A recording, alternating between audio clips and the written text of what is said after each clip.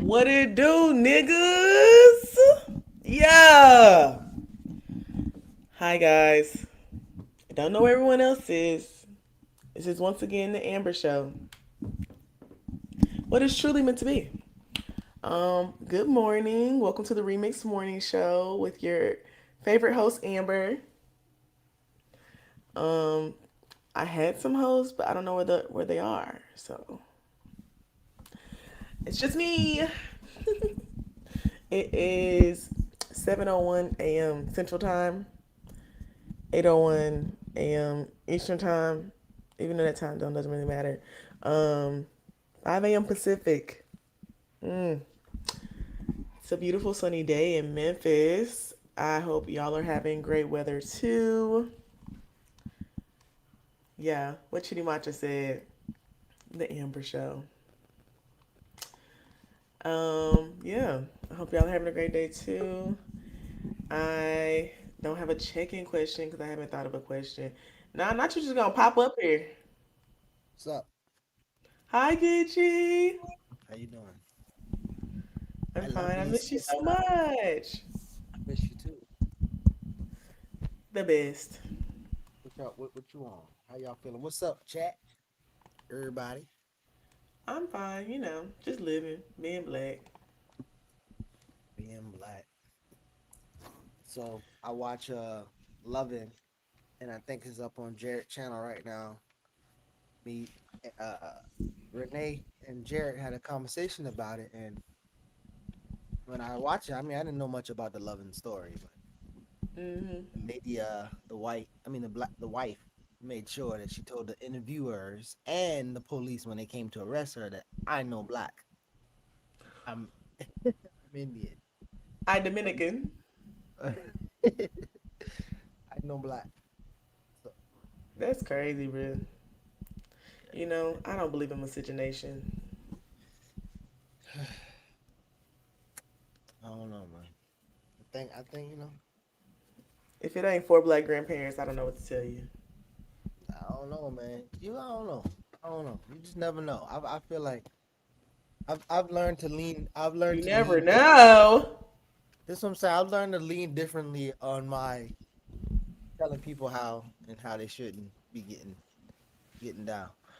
Um, especially if yeah, especially if they have a track record of doing the right thing. So I mean, I'm not telling other people what to do. I'm just saying I don't you, fuck with niggas who don't have four black grandparents. well, also on that show, they said that Henry Louis Gates said that Gullah people are the only pure African or black people in the country, Oh. and I was like, I don't know, but because Not they said fuck the niggas in Mississippi. I mean, my argument is most of those people are Gullah too, but um, I don't know. I don't know. Maybe we want to get free. Maybe we don't want to get free. I don't know. They might not want to. What you What you drinking? been up? Water? Yeah, yeah. What else I'm gonna Lame. drink early in the morning? Tea? Oh, no, it's clear. I ain't drinking no nothing else. What you been up to though? And the Lord Nothing. Lord should be joining us soon. You know, I saw that someone said, I'm coming, y'all. Happy Friday. I believe it when I see it. Don't do that man like that, man. I don't believe it when I see it. Time got away from me. Isn't that what old people say? Is that what old people say? I don't know. Time got away from me, man. I looked up and then 8 o'clock Mm. just came I and was went. up at 5:30 a.m. Five. making my tea, walking my dog. What kind of tea you got? It's a blend of this lemon balm ashwagandha tea for Relax. immune system stuff, and then some hibiscus tea. Mm. Sent me the tea too. Hibiscus. Hibiscus. You gonna be relaxed. You think so? I mean, that's my usual mix. I don't feel like I'd be super relaxed, but it tastes good. Well, that's what ashwagandha do. That's what it should do. So I don't know. Que paso? So let me pull this street up. Do they be? Mm, I haven't been doing anything really though. I'm on our summer break from my job, so I've just been chilling. Starting to Oh, rebuild my roster a little bit, move people around. Rasta. You should Rasta, be a Rasta. Rasta. You should be a Rasta. I should be a Rasta. A Rasta with a Rasta. Yeah. That'd be a good fit. Manifesto said that's good for reducing Amber's cortisol. I don't know if I feel like it works as effectively as they make it seem like it could work to reduce cortisol levels. I feel like the only thing that really reduces my cortisol levels is like yoga. Mm. I mean, I think ashwagandha help it. Like ashwagandha is like an aiding thing. Like if you just you gotta be already calm, or you gotta drink or consume a lot of it so it can start to be effective in your body. Yeah, I feel like when people be talking about ashwagandha and like the effects, I don't feel that. Like I feel like they be exaggerating and making sense. They really just like super relaxed or really really high, and I be like, I don't get that from ashwagandha. I think y'all are dragging it Yeah, type I shit. don't know. I don't know. I don't know. There's a lot. I mean, I know it worked for me. Um. Chief said, Oh my bad. "Psych, Amber, you been all on the social celebrating, flexing. You just as bad. Oh, you just had a birthday. Yeah, I did. Yeah. Hey, shh, quiet on the creek. It's my new favorite TikTok. What's going on? You What gotta is be that? quiet on the creek. What's that song? It's called Quiet on the Creek. Like I thought it was Quiet on the Creek, but Creek No, what? Quiet on the Creek. You gotta do a little young ho bounce. Oh, I've been perfecting this. That shit is hard. I thought people make it sound like it's so easy. That little young ho bounce thing is hard. I'm using my core muscles and shit. It's too much. I don't know what the younger is that the New Orleans bounce? Mm-mm. It's just a little dance. It's just a little TikTok dance they be doing. Some of those folks look and seem professional, and the They dances keep say, Geechee, what you been up to? up. I've been up to doing some fellowship work with Alice Nelson Dunbar. I've been working on this summer stuff in Baltimore, which has been hella time consuming and stressful. Oh, so go say how that's going. I mean, it's all right. It's going well. And then I'm also trying to get finalize my syllabus stuff for my class. I got like 25 students, so pretty much a full class coming up. Yeah, come on, full class. I know that's right. Yeah. Love that for you. Love Only that thing for I ain't really you. consider. Only thing I ain't consider is like the grading stuff, like reading 25 papers of It's a stuff lot. like yeah. Gullah rapper Tim that sound like Nicki Minaj. Trim. Oh, nah. I can look at it right now. Trim. I like her. Coconut water. Trim. Trim.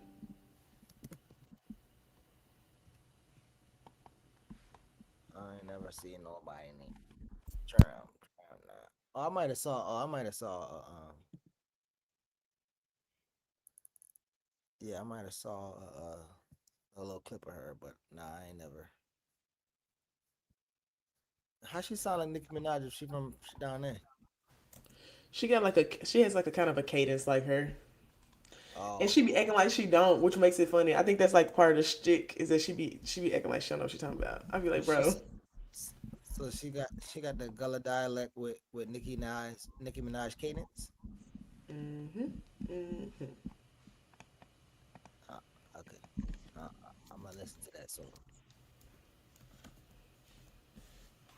what she yeah, Charles somewhere, and she big time or something. She done made it to the. she has one really really popular song. So she be doing like a lot of like streamer stuff, virtual interviews, stuff like that. But Money now. I mean, I don't know if that's results in any like money for real.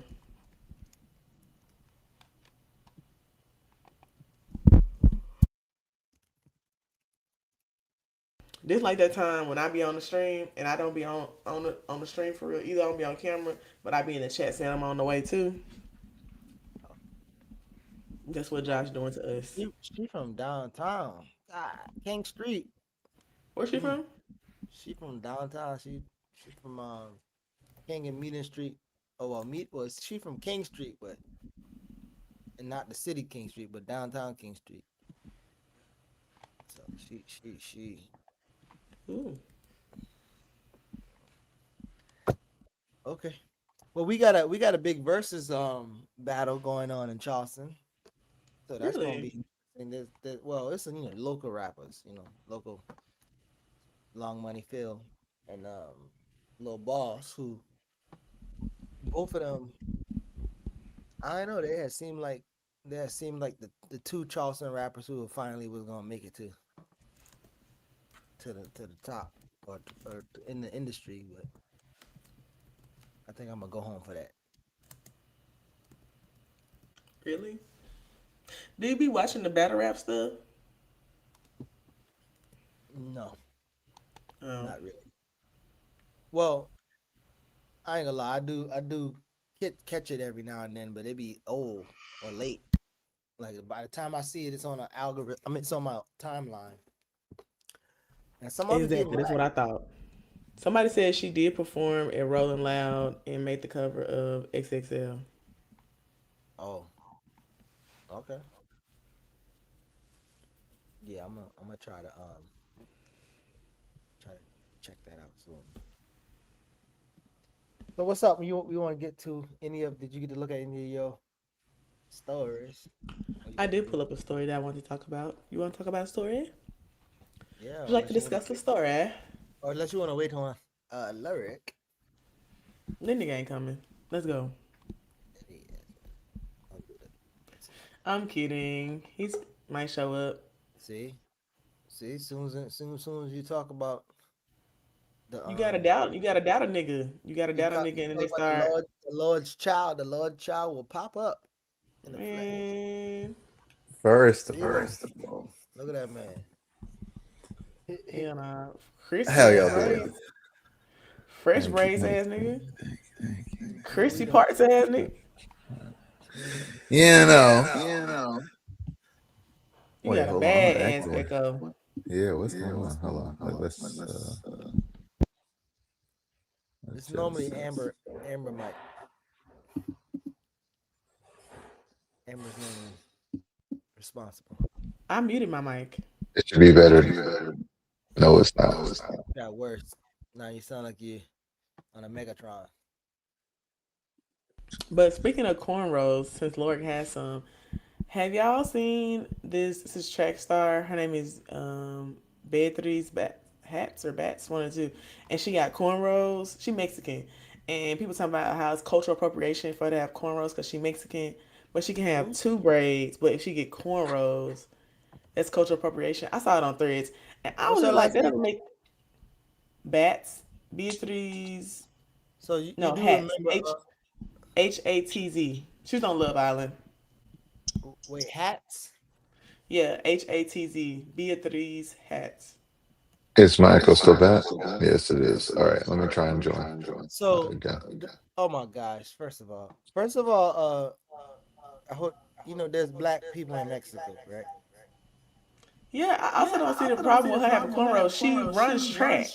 But also, if you look at her, you might come to realize that she's a, she's black. That's why I was like, people are being weird. And now it's not working. Mine has echo too. I hate it here.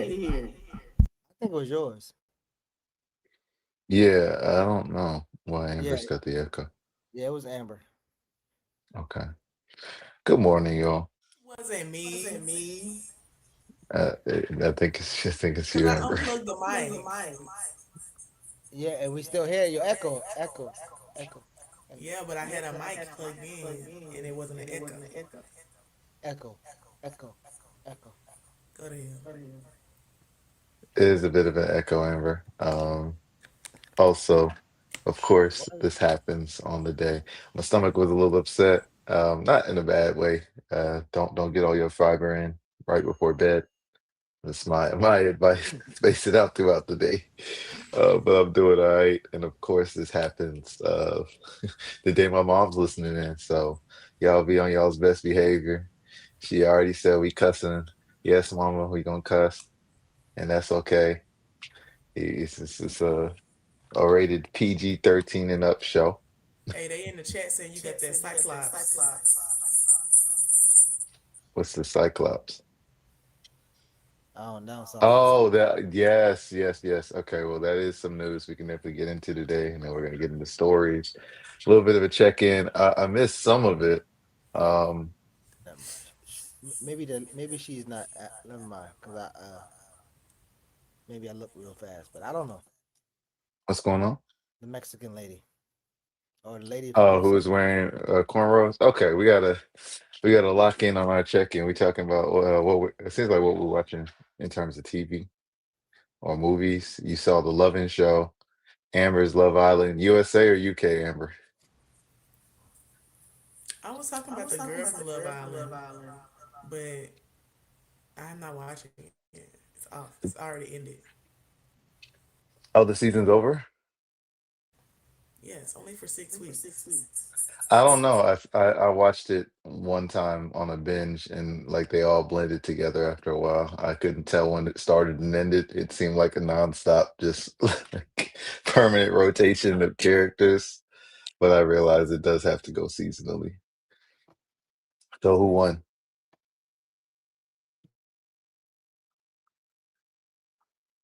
My bad, I was muted. Trinity and Bryce. Are they white? Trinity's black, Bryce is white. Ah, they did it again. I'm not a fan. That's what I'm saying. You gotta watch UK. They weren't doing that crap at UK. I It mean, was all white people having a good time. That's the classic episodes. they had a lot of black people on the show this time, Oh, but I know. realistically though, the compatibility was not there with some of the black people. So I don't think you should force it. Of course, these are like the most disaffected, like IG influencer black people you can imagine. You know, I there mean, was a they show are that IG influencers though. a lot of them are like that's the career path when we talk about this industry for this show. I mean, most of the people Because who are on this season mhm, had money. Trinity, the have only money one in who was terms working at a of hardware store. oh yeah, maybe. I do know that there's an industry around these shows. And so after Mhm. somebody gets some popularity, usually they hide their social medias and things like that so you can't, break the illusion during the show.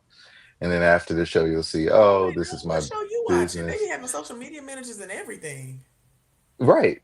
And then they blow up after the show though, from When you what I've say seen in hide, terms of their account. like they don't want to be found. No. Just like it's not their primary thing that you see. It's like, oh, this person is so and so from this place. Like you said, like, oh, she works at a hardware store. She's this character, blah, blah, blah. She's got a brand. And then I after the think it's show, different with Love Island because they be literally going and find people's Instagrams day one and making videos and edits about people. Like, actually, I feel I, like the Love Island fan base is a little too like into the people on the show. Like they was literally making edits of people from the show, like video edits, and like taking their pictures from their Instagrams and their TikToks, and it was a lot. I was like, weird. I see. So, are you saying this is fans who do that after the show, or like the people on the show No, themselves they're are the doing ones it who? during the show, not the people on the show, but Right. like the fans and stuff are doing Yeah, it. yeah, yeah, yeah. No, I think we're agreeing. I'm saying that's part of the industry of the show is so like life beyond the show for the people you follow is around like their social media profiles and their brands, and then they become um, influencers if they weren't already aspiring to be that. And then, as Keontae says, you keep parasocial relationships with these Yeah. people. Um, but yeah, I mean, it's an interesting show. I think, have we talked about this? I think I've said it before, but it definitely, if it were in a university setting, it would not be allowed. It fails so many tests for like ethics when it comes to human experimentation. The way that Mm, they keep them on that island, and you can't talk to people, and you gotta play the games and be locked. You can't read books or have anything that it's a just lot. distracts you from. Yeah, it's a really chaotic environment. Would you do it? Mm-mm. No. See, and that's what I'm saying. I think a lot I of people wouldn't who are do it well just off the adjusted. strength. They always got them wearing bikinis and shit, and I feel like somebody be catching a yeast infection. That too, there's the bikinis, there's the flooding of alcohol. Although apparently I hear the producers now manage how much alcohol the guests are allowed to consume on site. So even that, everything's very They carefully manage the alcohol managed. and they make them put like covers over their drinks and stuff too. Why do you have to put a cover over your drink? Some kind of incident, child. Ooh, yikes. That sounds rough. Chat, let us know what you've been watching. I'm curious. I know Geechee will speak more on I'm him not and watching Renee it and anymore Jared. though because it's off. I'm watching Big Brother now. What's Big Brother Big Brother, it's a reality TV show too. about? But I've been watching Big Brother. It's a show where they put strangers into a house for 80 some days and they compete to be the head of household and evict people one by one. They play like Hmm. games. It's a physical like game as in like the challenges they do, but also like a social game. There's people who had like social games the entire time, never won any competitions, never were head households, nothing, and they won. So, Interesting. Does it have any kind of lineage to it? So like these dating shows all have a similar, origin point. I remember shows like Fear Factor back in the day. Is this similar to any of those, or is it kind of new for the genre? I mean, Big Brother been around since the '90s. Ah, I see, I see. Is it started to US based? Yeah, I think there's a UK Big Brother too, and there's like a Spanish one too. Yeah, I didn't get into reality TV till I was much older. When I was younger, I didn't enjoy it that much. I thought it was a lot of mess, but I didn't realize that was the entire point. So I was able to enjoy it as an adult watching it, and being like, "Oh, okay, these people are chaotic on purpose." Use the purpose, But yeah. the other one that, yeah, there was stuff. I love New York growing up. I didn't like it because I thought the whole thing was it makes black people look ignorant, and now I love her. But I do think obviously it still You love New fulfills the York? role of making everyone who's on that show look ignorant. But that's kind of the entire point, I think. Yeah, I agree with Stefan. Big Brother is the OG. Of the reality shows? Okay. I was thinking about what's that? The Wife Swap show. Those were the ones I remember. I Love New York, the Wife Swap show, and Fear Factor. I think those are like my original three that I watched. Oh, America's Next Top Model. That one too. Tyra Banks and her crimes against people. Oh my goodness. Hater. That show. Has there been an expose? I know there's been a lot of exposés and follow-ups on how she mistreated the models, overworked them, all of that. But has there been a documentary yet, like Surviving America's Next Top Model? Oh, I can't wait to see. I'll find out. There was a documentary. There was? Okay, cool. I gotta check it out. We got Latif agreed New York is a reality TV personality that changed. Wife Swap was chaotic. Completely agree. You talking about Who New York who with became a wrestler and married Jennifer Hudson? oh I that didn't. Oh, that's that one dude. No, I'm feedback. think it's when Amber's unmuted. Oh, um. So when you said New York, you talking about the sister who came up off of Flavor Flav show? Yes, thank you. Before I Love New York, it was a Flavor of Love. Thank you, Geechee. That was the one. Flavor of Love. Yeah, I Yeah, think her real name is Tiffany. yeah. Flavor of Love had a bunch of few people who career took off after they was on Flavor of Love. Delicious, Hoops, New I York. remember Hoops. I do. Yeah. I too had a crush on New York Keontae. That was the other reason, of course. I met Uh, I met Hoops in Kentucky one time. really, yeah. That tracks. Ho- I'm trying to. Flavor Flav did Flavor of Love, and I thought he did one more kind of reality show in that genre, but those genres are chaotic. I think that was it for that era. What would shows like Jackass fall under? I'm trying to catch that genre. But all that to say, I haven't watched them in quite some time. I know a lot of people are into Love Island USA now. I know a lot of Miami folks were apparently represented this season, so people got to see this sociopathy of Miami personalities.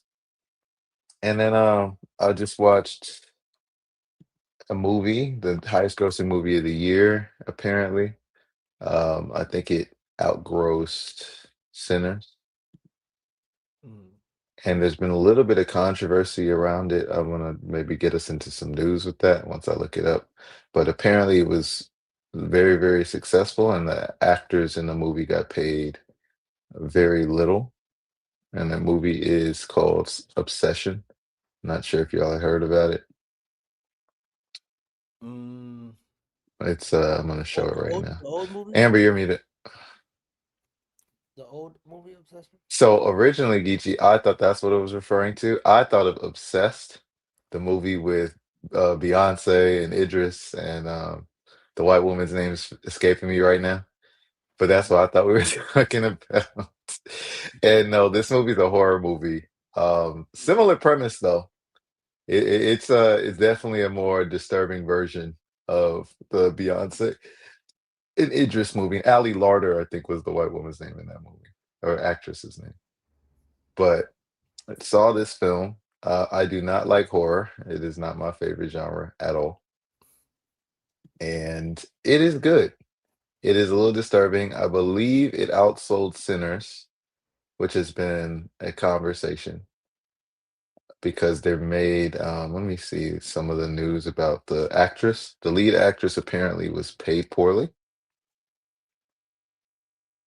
So lead actress Ind Navarrete was reportedly paid a flat fee of $20,000 for starring in the 2026 sleeper hit horror movie Obsession.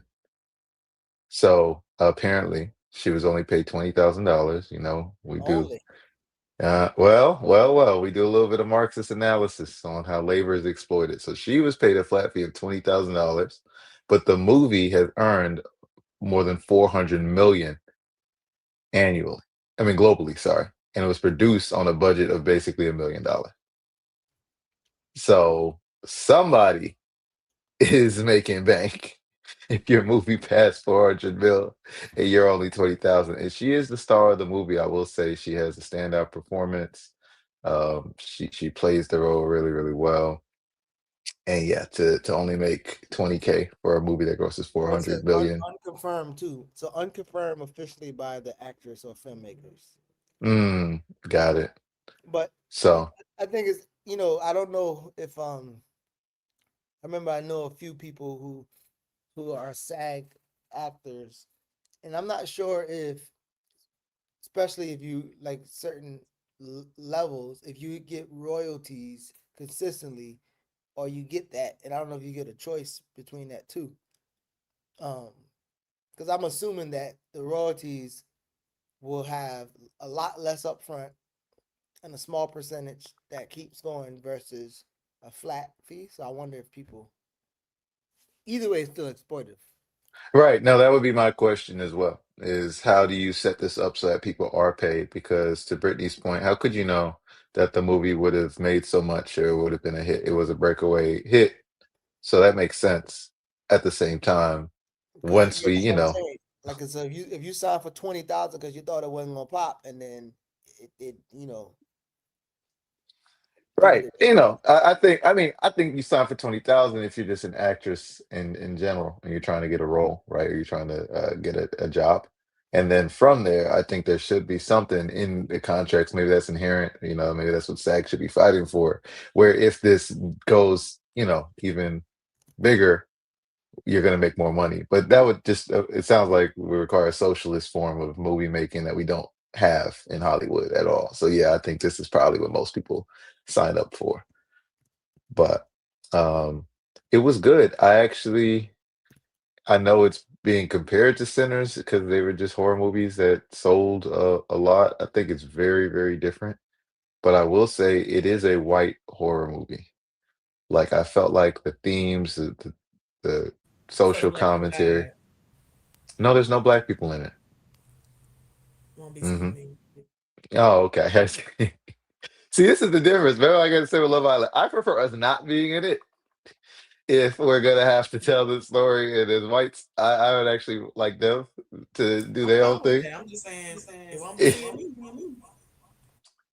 Yeah, I don't think you'll be surprised if you've seen horror movies, and I'm not a horror movie fan.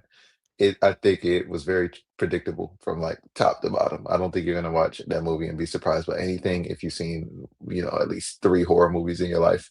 So I think the direction and the acting were probably more what sold the movie for me personally than the film. In Sinners, I didn't know what was going to happen, so it felt like there was more agency, like as a viewer, to be like, okay, is this going to happen? Is this character going to make it? That kind of thing. In Obsession, I knew from the start who was going to make it, who wasn't, kind of how the story was shaping up. So I think it was more about the performance. And yeah, it's not too much of a spoiler, but it's incel horror. Absolutely. Commentary on nice guys. So if you're interested in that topic, sure. But yeah, if you just want to watch a white horror movie, uh, that'll do it. But that's what I've been up to. Highly recommend for folks who are into horror. Everyone else, nothing to write home about. And let's see. Artists are speaking up. It's artworks where it says this happens every year, like clockwork. Something explodes that was made for the cheap. And I think a lot of suggestions already throw out clauses in place to compensate the actors. Yeah, that makes sense. And of course, if y'all are artists, cultural workers, or in the industry, you probably have a firmer analysis on this than I do. But What I was reading is said like the A list actors are the only ones that have any type of leverage to negotiate for both a flat rate and a percentage of the royalties. Um, and there's some SAG folks who have residuals if something gets syndicated or streamed or re-aired, but mhm. but most people have that flat hourly rate, and SAG actually got those people those type of agreements. And So I then don't we know if talked it's about necessarily your lawyer being able to do it for you if you're not a list, if you don't have any star power. that reminds me of Amber when we talked about the WNBA labor agreement and how there were some players who are like stars or have more star power and come to the negotiating table like with a different perspective than some of the players who are still trying to struggle. and work for it. But at the end of the day, we were saying like all WNBA players just 10 years ago were living a completely different sort of reality. And now they're able to at least get the bare minimum. But the share thing Maddie told us was they came in making less than the NBA players did like 50 years ago in terms of the share of owners to players. So just the importance of a union in those like entertainment industries is understated. But I know Mtume has some critiques of SAG and whether they actually function like a union or whatnot. But that sounds pretty similar to what we were saying with athletes, which is like the top of the top plays by different rules, has their own interests and more invested in the system as is. And then yeah, a breakout star who's in Indy's situation would probably be like, yeah, 20K, or I'm set for 10 years in my acting career. If this blows up, I would rather have, that kind of thing. So, but I mean, even I it's a think even in I think in NBA, like it's a good chance that those people, those inner owners, probably see less about the person's star power or power, and more about their ability to get deals with the brands that's going to follow that person. So if Nike and Panasonic and all these people are having endorsements with them, the team seems like it would probably be negotiating some stuff with those brands, and that's what they'll be more concerned about. And they're like, yeah, they'll kick out a little bit more for a person like that because they're gonna get it back with all the attention that the person comes with. Yeah, that makes sense. You gotta brand yourself. And that's seen as, that's not my responsibility to pay you because you can go out and get it in someone. And NIL. yes, the NIL does are great for the youth, I think, but still not equitable. Still something that's just like those at the top. Geechee, you gonna mute yourself or what? I think, yeah, because now I'm echoing. I don't know. I joined and now the echo's been crazy. I don't want you all both muted while we're doing this. So, Then that mean you gotta get off. okay. Let me see if when I leave the What echo Kendra Hire goes again. said, she said, it's too many people in the boat. Somebody gotta go. I'll try and leave one more time. Can y'all talk among yourselves so I can see if it's It just my stopped, so echo? maybe that fixed it. No, it's back whenever one of y'all unmute. Oh well. You know what? Let's try it without the AirPods. Tech difficulties today.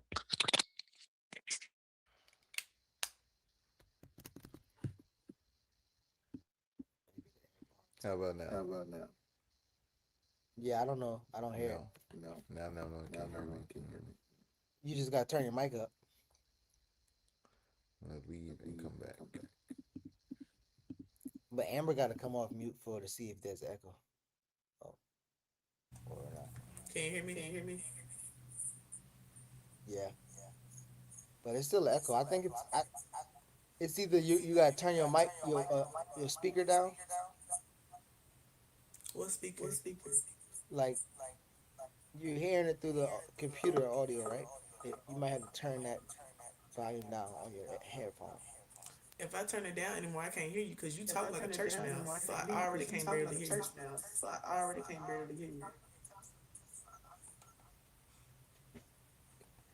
I heard 17 church mouses. Okay, I turned it I don't down. know. Well, maybe you need earphones. No, well, we're testing it live, which I think we'll get a message from our producer on this. Um, is it better now? I can't hear you, Amber. Huh? It's Amber Agici. Yeah, I've tried to leave a few times. Do y'all want to try dipping out and coming back? Geechi's gonna try first, and then Amber, you'll have to try next. In the meantime, I'm gonna pull up the run sheet so we can get to some stories. I know it's already I have a 8:40. story. My mom says it's you, Amber. No, I don't You want to want claim to I'm a liar. test? Do you want to test it? Can you leave and come back? Yeah. I agree, Stephen.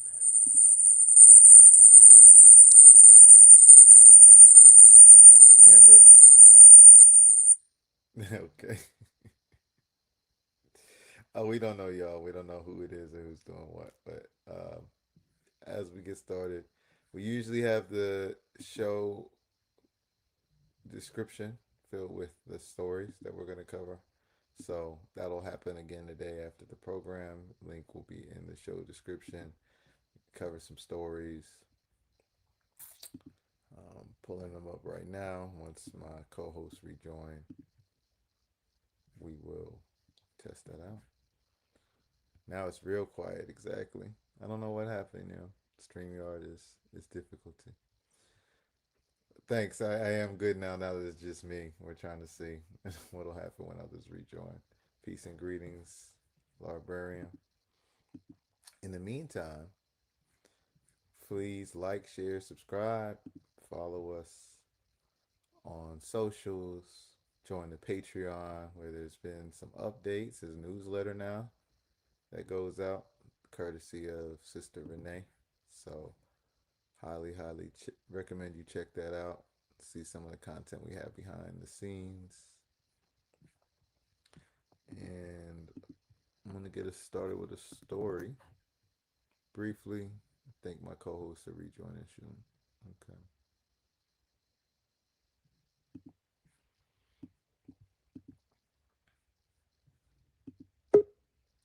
Amber just rejoined, but I'm going to get us started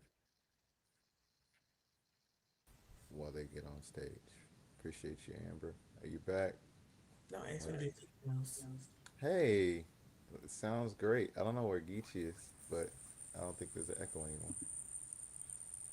So we solved the problem. All right, let's get into some news.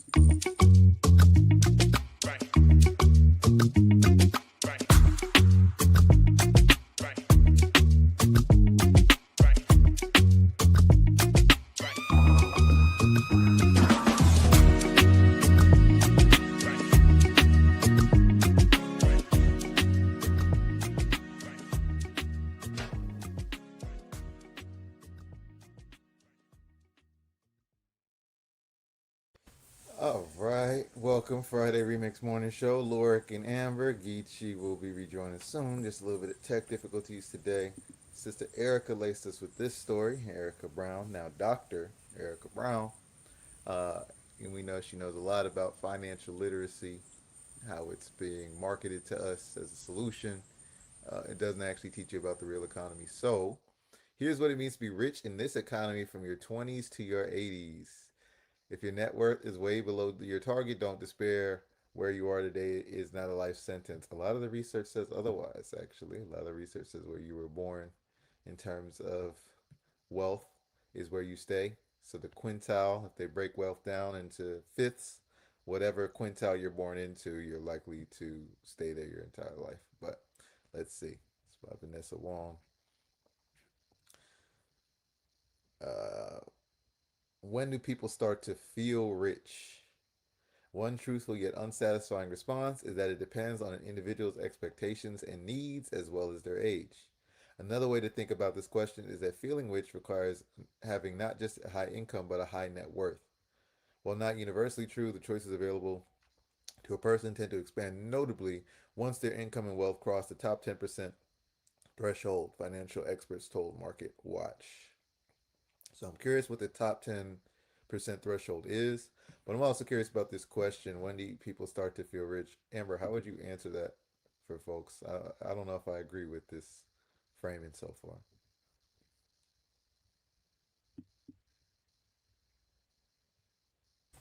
I don't think that.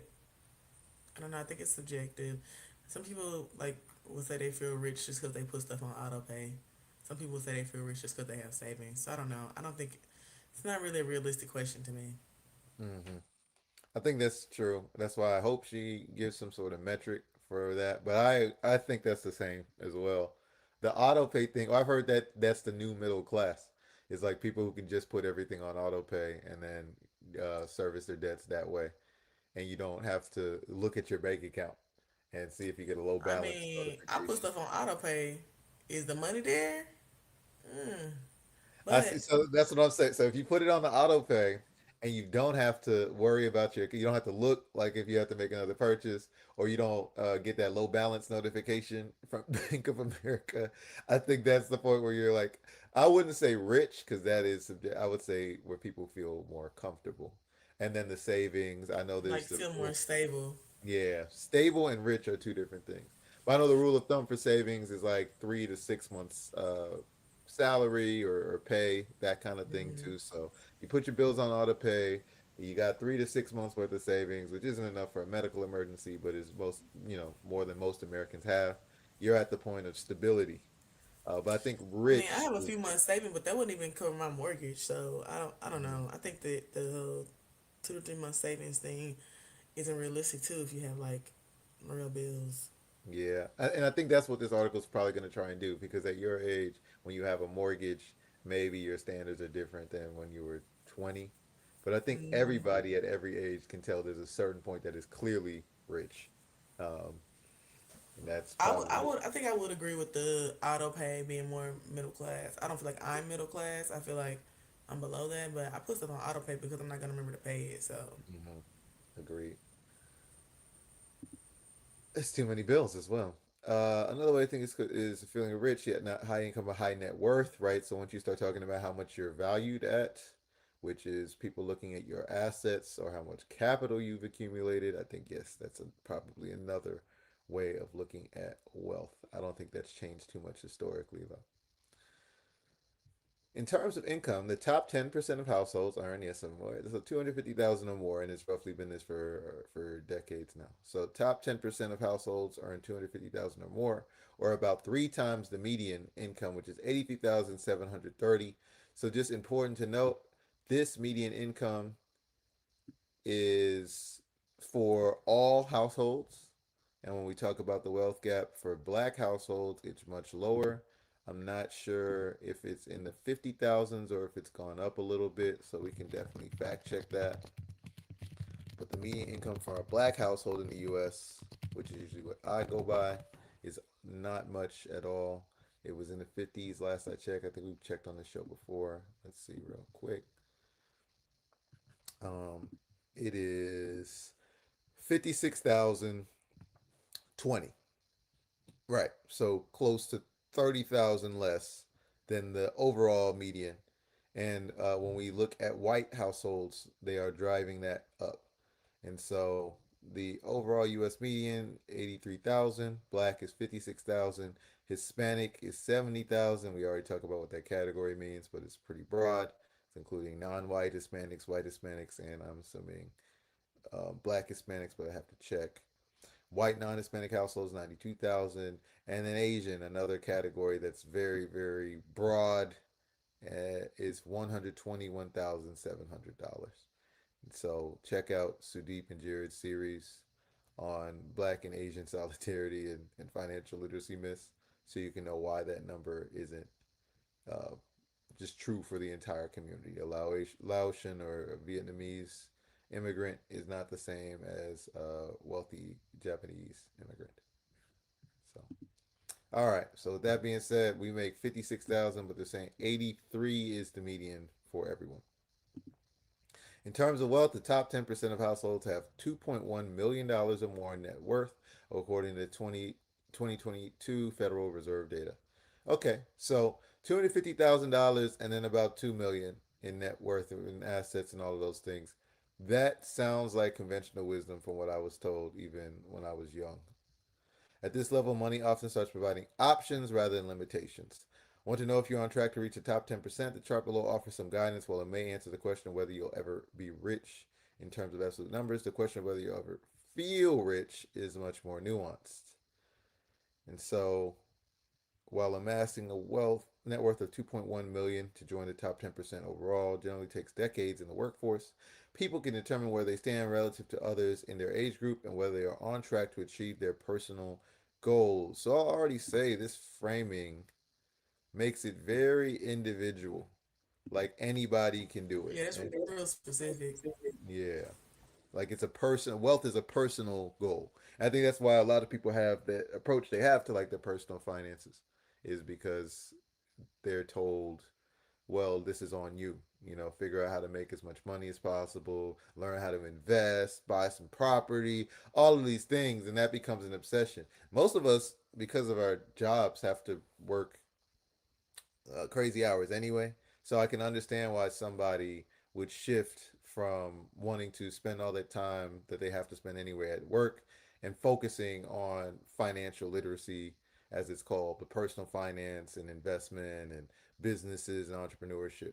Because I know we have that discussion sometimes with Ear Doctor about being an entrepreneur, and his entire point is I'd rather put all that work in for myself than go to a 9 to 5 and put in that much labor. But again, we know that's not good for everybody. That just might work for a few people.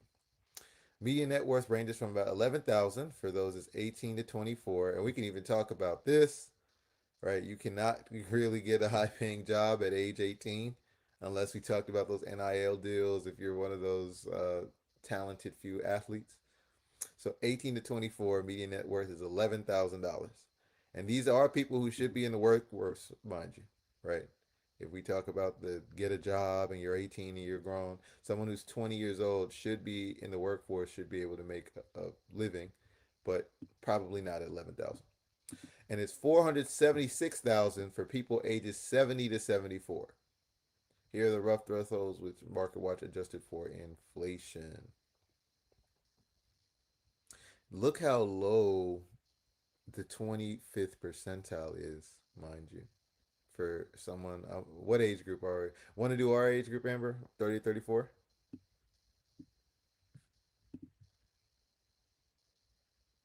Damn, do they have a job at all? What the fuck? Well, it just depends. Yeah, a lot of people don't. So at ages 30 to 34, the 25th percentile is 11,958. So $12,000. Damn, I'm not making no money. The median income for someone our age is 96,000. This is a household, mind you. $96,212. So I'm guessing that's you and maybe your partner. And then the 75th percentile is $202,000. So either you got two six-figure salaries coming in or somebody's very, very high earner. That's 75th percentile. And then the top 1% is you're making multi-millions a year pretty much across the board. So that's net worth percentiles, which is interesting to look at. But these Not are all top 10% people. well, the top 10%, top they give you top 1%, top ten No, at the percent. top. Keep going. They got top 10% here at the 90th Scroll up percentile. on the article, Lord. Up, How the yeah. top 10% compare with other households. Mm-hmm. That's what I'm asking. It says the top 10% there. So is that what this is comparing to? It's confusing. That is an interesting caption. Yeah, that's not the clearest. I think what they're trying to say is you can find the top 10% at the 90th percentile mark, and then everyone else you can see. So the top 10% Get you of come back. I'm gonna just mute myself. our age group, I don't think you're echoing anymore from what I can hear. Yeah, I think it. I think we're good. No, but it echoes whenever. Yeah. Okay. And Amber, every the way I'm reading it is that this 90th percentile column is what the top 10% make, essentially, like this and up. And so you can just compare someone in the top 10% for our age group would be making $584,835. Or That's that would be crazy. their net worth, sorry, not how much they're making per year, but their net worth is 584,000. So maybe these are people who have a house, right, at our age, and then have decent income because we're talking about entire net worth, so everything you own and what it's worth. And then that's supposed to appreciate over time. So for somebody who's 50 years old, the top That's 10% mark is supposed 2.7 mil or 2.8 mil, which is impressive. Impressive stuff. This top 1% category is wild But then, as we already know, once you get to the top 0.1%, that's where the majority of wealth in the U.S. is concentrated. The top 0.1% on like um, probably how much was it? It was some insane amount of the wealth, like half the wealth, something along those lines. When you wherever you are today is not a life sentence, says financial planner Dan Hansberger, founder of Real Financial Planning. He started at a low percentile in his early 20s and has climbed up the chart over time. This is the promise. There it is. All right, that's what we expected. This is the promise of the American dream. Maybe I'm poor today. Maybe I don't have what I want today, but I have the ability to do something about it, says Dan Hansberger. All right. Does the wealthiest 10% feel rich? America's 10 percenters, by definition, have more wealth than the vast majority of people their age. Yet, as improbable as it may seem, having a couple of $1 million in assets doesn't often bring with it that feeling of being rich. Okay, says who? At this point, Aaron Moriarty, host of Aaron Talks Money podcast, told MarketWatch. For many, especially those with wealth, is largely tied up in illiquid assets like their primary residence and those who live in high cost of living areas. That takes more. So, yeah, it's a discussion of lifestyle creep, right? Their primary residence, and then they live in higher cost of living areas. So that's a discussion about how much your bills are going to cost because you choose to live in this neighborhood, which has, yeah, maybe all the amenities you want, but then you go in a neighborhood that It's has, expensive. right, exactly. Everything becomes more expensive though. The homeowners fees become more expensive. The grocery store you go to becomes more expensive, and then you are attracted to a more expensive lifestyle. So the car you lease becomes more expensive. All of these things. I think there's a discussion about how that's not required. There are elements of your life where you can still live below your means, so to speak. But the entire area costing more to live in is just something that you can't ignore. And that's obviously how they price out working class people from that community. At this level of wealth, people can comfortably sustain okay, so they're calling that middle class lifestyle and feel like they can mostly do what they want to do. So they're saying once you hit that top 10% mark, you can comfortably sustain a middle class lifestyle. So how is that middle class if it's the top 10%? That's interesting. It's Okay. a trap. What I like to do with these kinds of things is see how much that is in terms of like a bi-weekly paycheck. That usually makes it click for me. Like somebody who's making 250 grand a year, I'll like take the taxes out. I'll do how much that is per paycheck. Because you have how many pay periods in a year? It's 26 pay periods in a year. So that comes out to, let's see. Yeah, like you're bringing home basically 10 grand in a paycheck. You gotta take taxes off or whatever. But when you start seeing that, that to me makes it feel real. Like most people would take 3, 4 months to make 10 grand, and then you're seeing that every single paycheck. So I always think that's interesting. Um, it's just like, and me Panther says, my heart goes out to all the rich people. Imagine making 5 million a year, and your yacht and home cost you 2 million a year. Put yourself in their shoes before you talk on these. Yeah, exactly. So if your lifestyle creep is about luxury items and yachts and things like that, absolutely not getting any sympathy from us. I always think about how much is spent on your family though, because even that can be a way to keep up with the lifestyle, quote unquote, is if you can have a larger family, because even I that, said it. yeah, you can buy braces for, you have 5 kids and you can buy braces for all of them. That would be an example to me of somebody who lives comfortably, not necessarily rich, but they don't have too many concerns about the state of the economy and where they're going to get their next meal.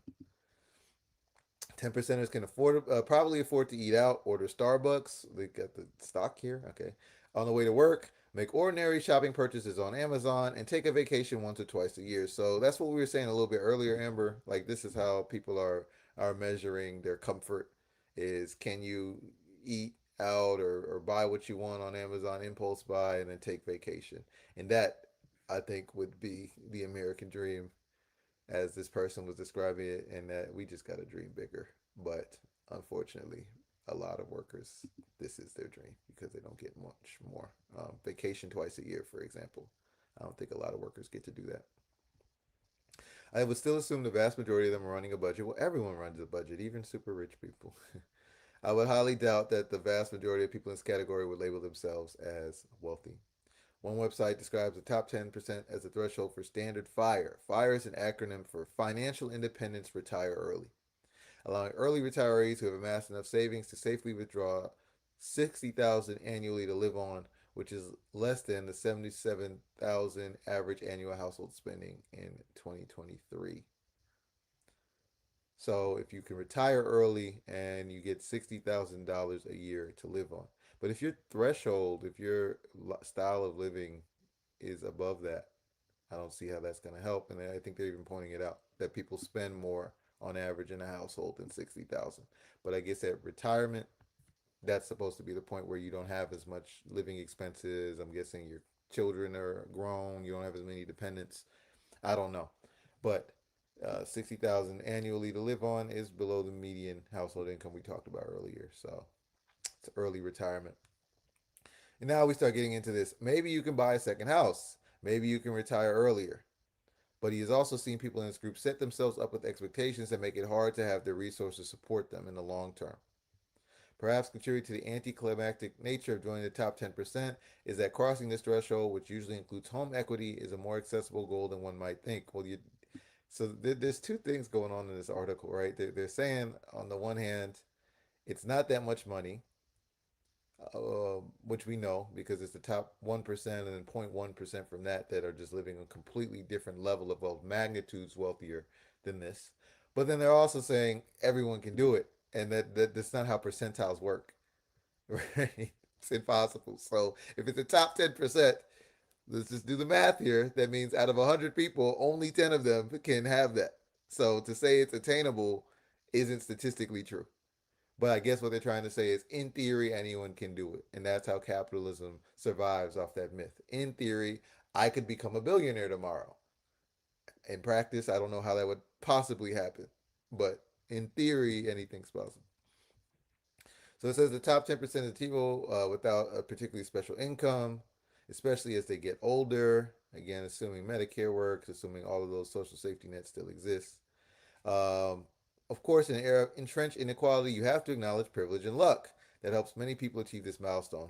Says Trench was 35 and became financially independent in his late 20s. How? Tell me how, buddy. How'd you become financially independent?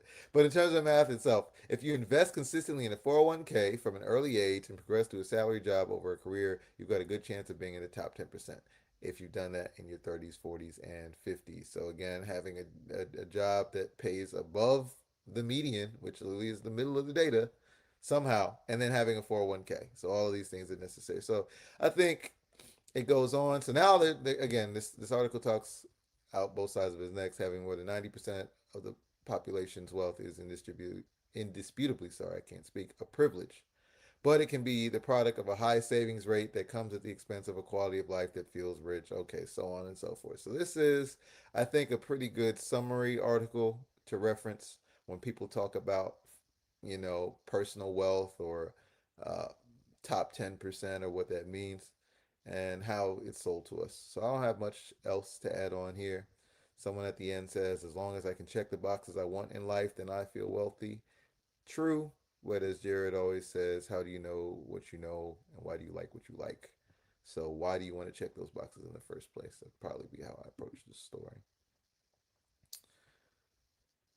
Check in the chat if there's any commentary, but that's all I have for this one. No, Geechee's still having some tech difficulties. I'm gonna mute myself. Amber, if you got anything to say on this story.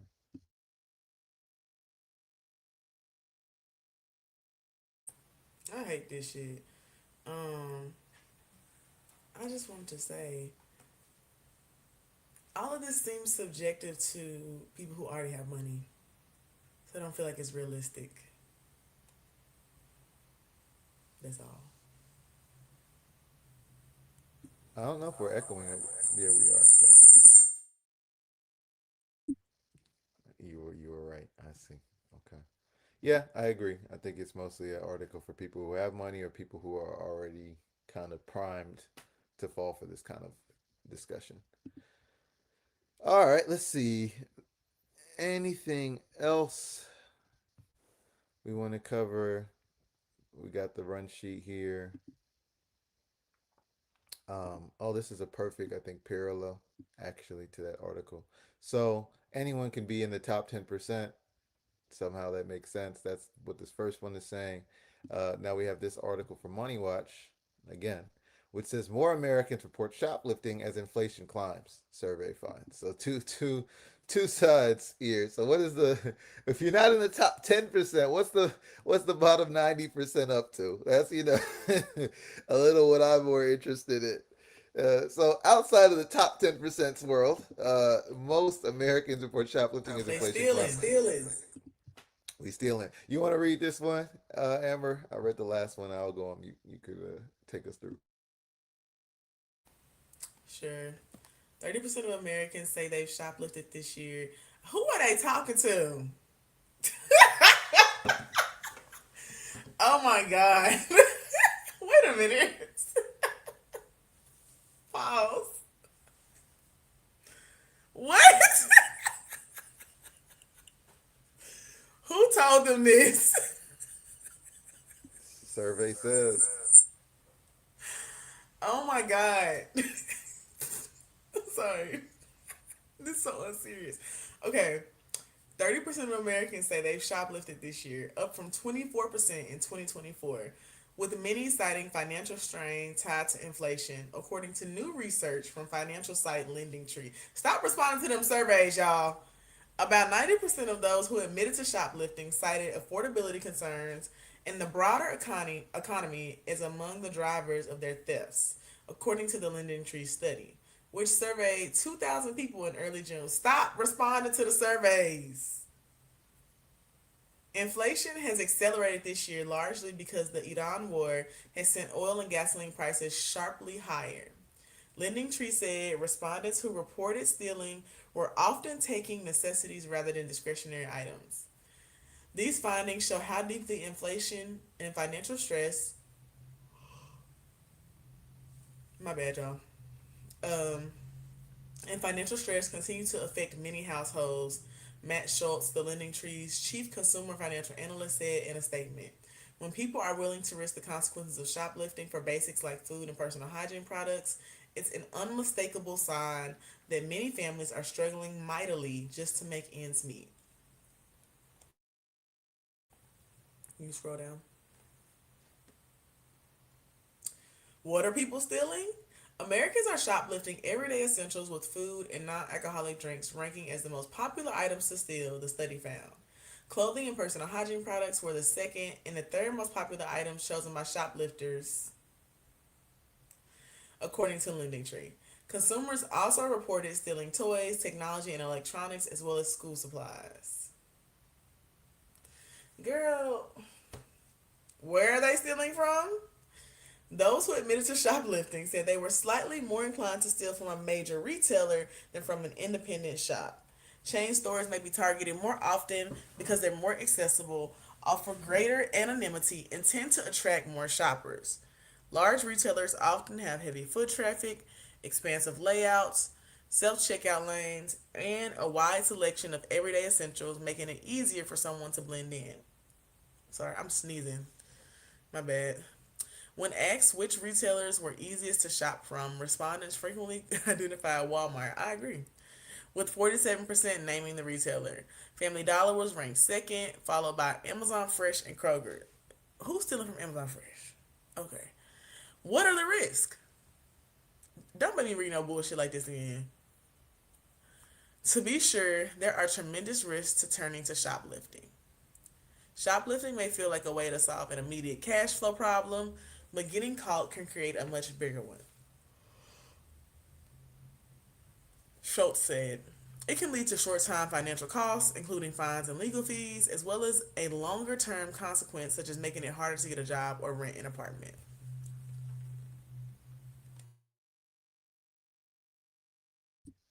Okay, that is the end of the article.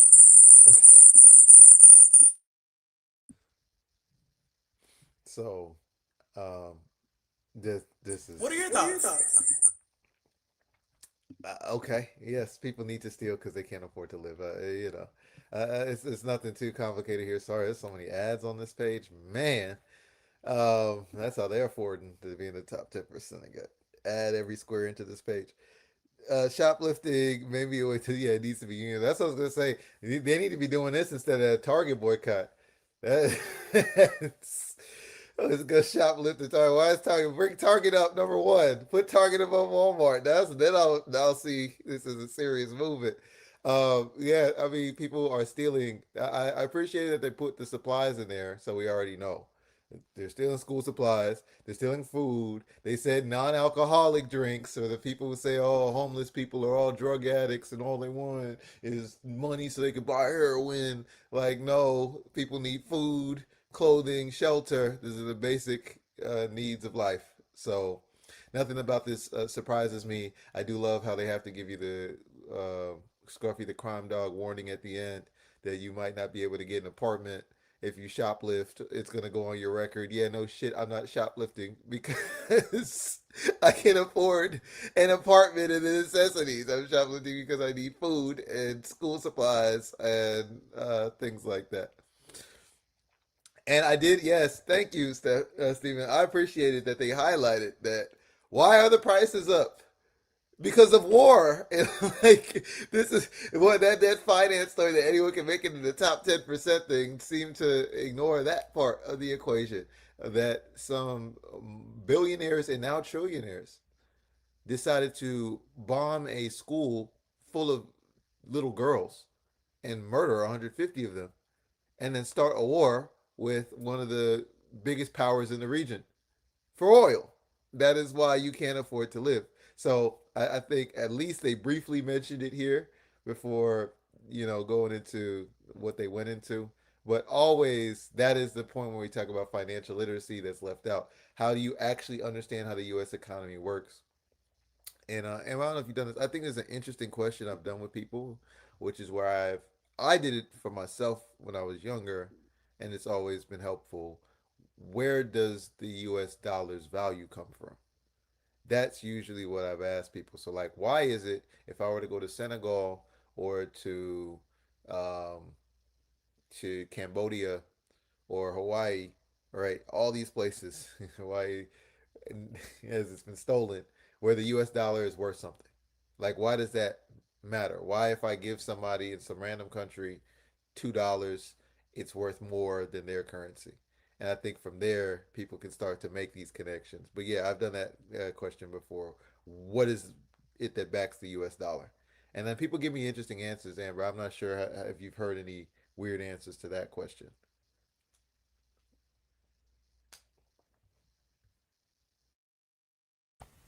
I haven't heard. I don't know if I would consider them weird answers. I just think that I don't believe people filled out this survey for real, but whatever. Um, yeah, I don't know nobody who's admitting to stealing, so I ain't really got no. I ain't heard no feedback about it. That's just me.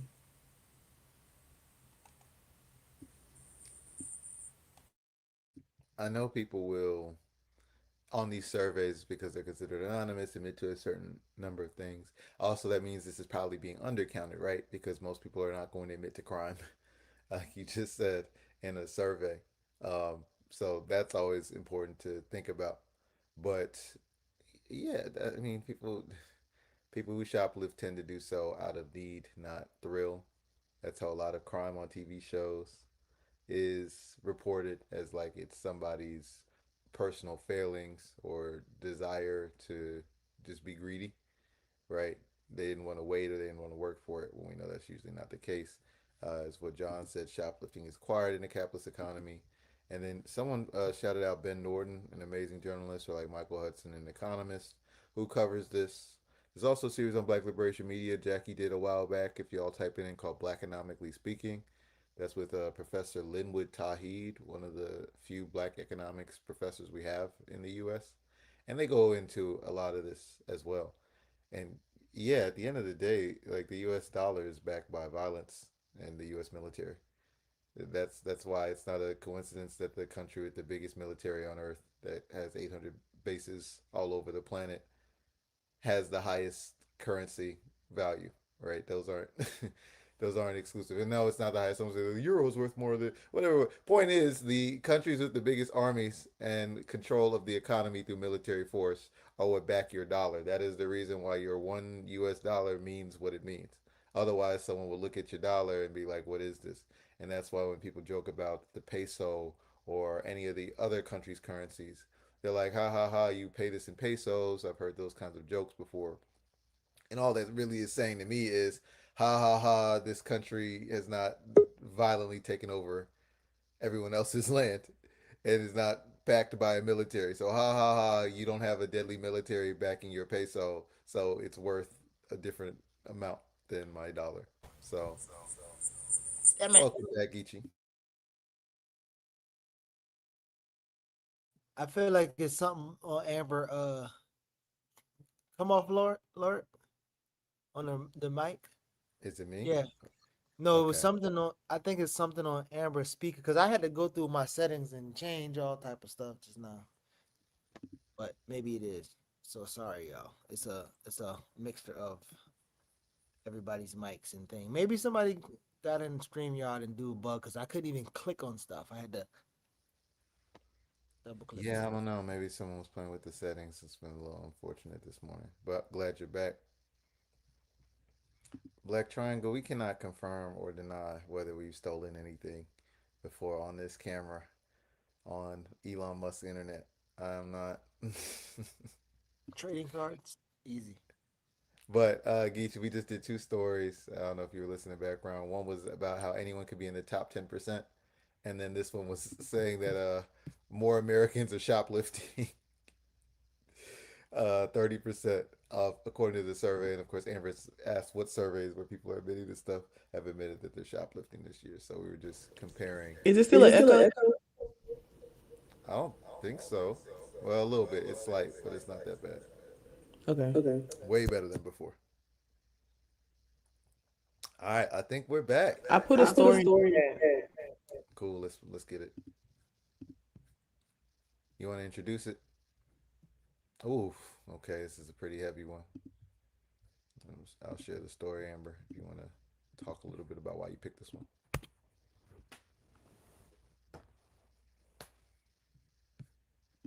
Shout out to the people who boycotting AI and automation, and you get the discount through the self checkout line. Self checkout is probably what did it too. They didn't mention that in this study, but self checkout definitely gonna boost that shoplifting rate a little bit. I know, and then the surveillance thing, 'cause I know some of the cameras can like tell. Yeah, but LP on the camera ain't fast as LP. You know, sometimes LP might meet you at the door. Who knows? But they don't care half the time. Amber, you wanna take us through this? Lawsuit alleges that ChatGPT encouraged suicide of women who walked into traffic. And the byline says this is not suicide, this is surrender, which is probably what ChatGPT told them. But let's see. In June 2025, 29-year-old Christian Faith Madison died after walking into oncoming traffic in the early hours of the morning. Now her family is suing OpenAI, arguing that ChatGPT stoked Madison's grandiose religious delusions and in the process encouraged her suicide. The wrongful death lawsuit, which was filed in California in June but first reported this week by the outlet AI.com, okay, is the latest of more than 24 lawsuits alleging that extensive interactions with ChatGPT cause users, and in some cases those around them, to experience psychological harm, reputational and financial damage, and death. The lawsuit specifically targets OpenAI's ChatGPT 4.0 model, a notoriously sycophantic version of OpenAI's flagship chatbot that it claims was a defective and reckless product. OpenAI didn't reply to a request for comment.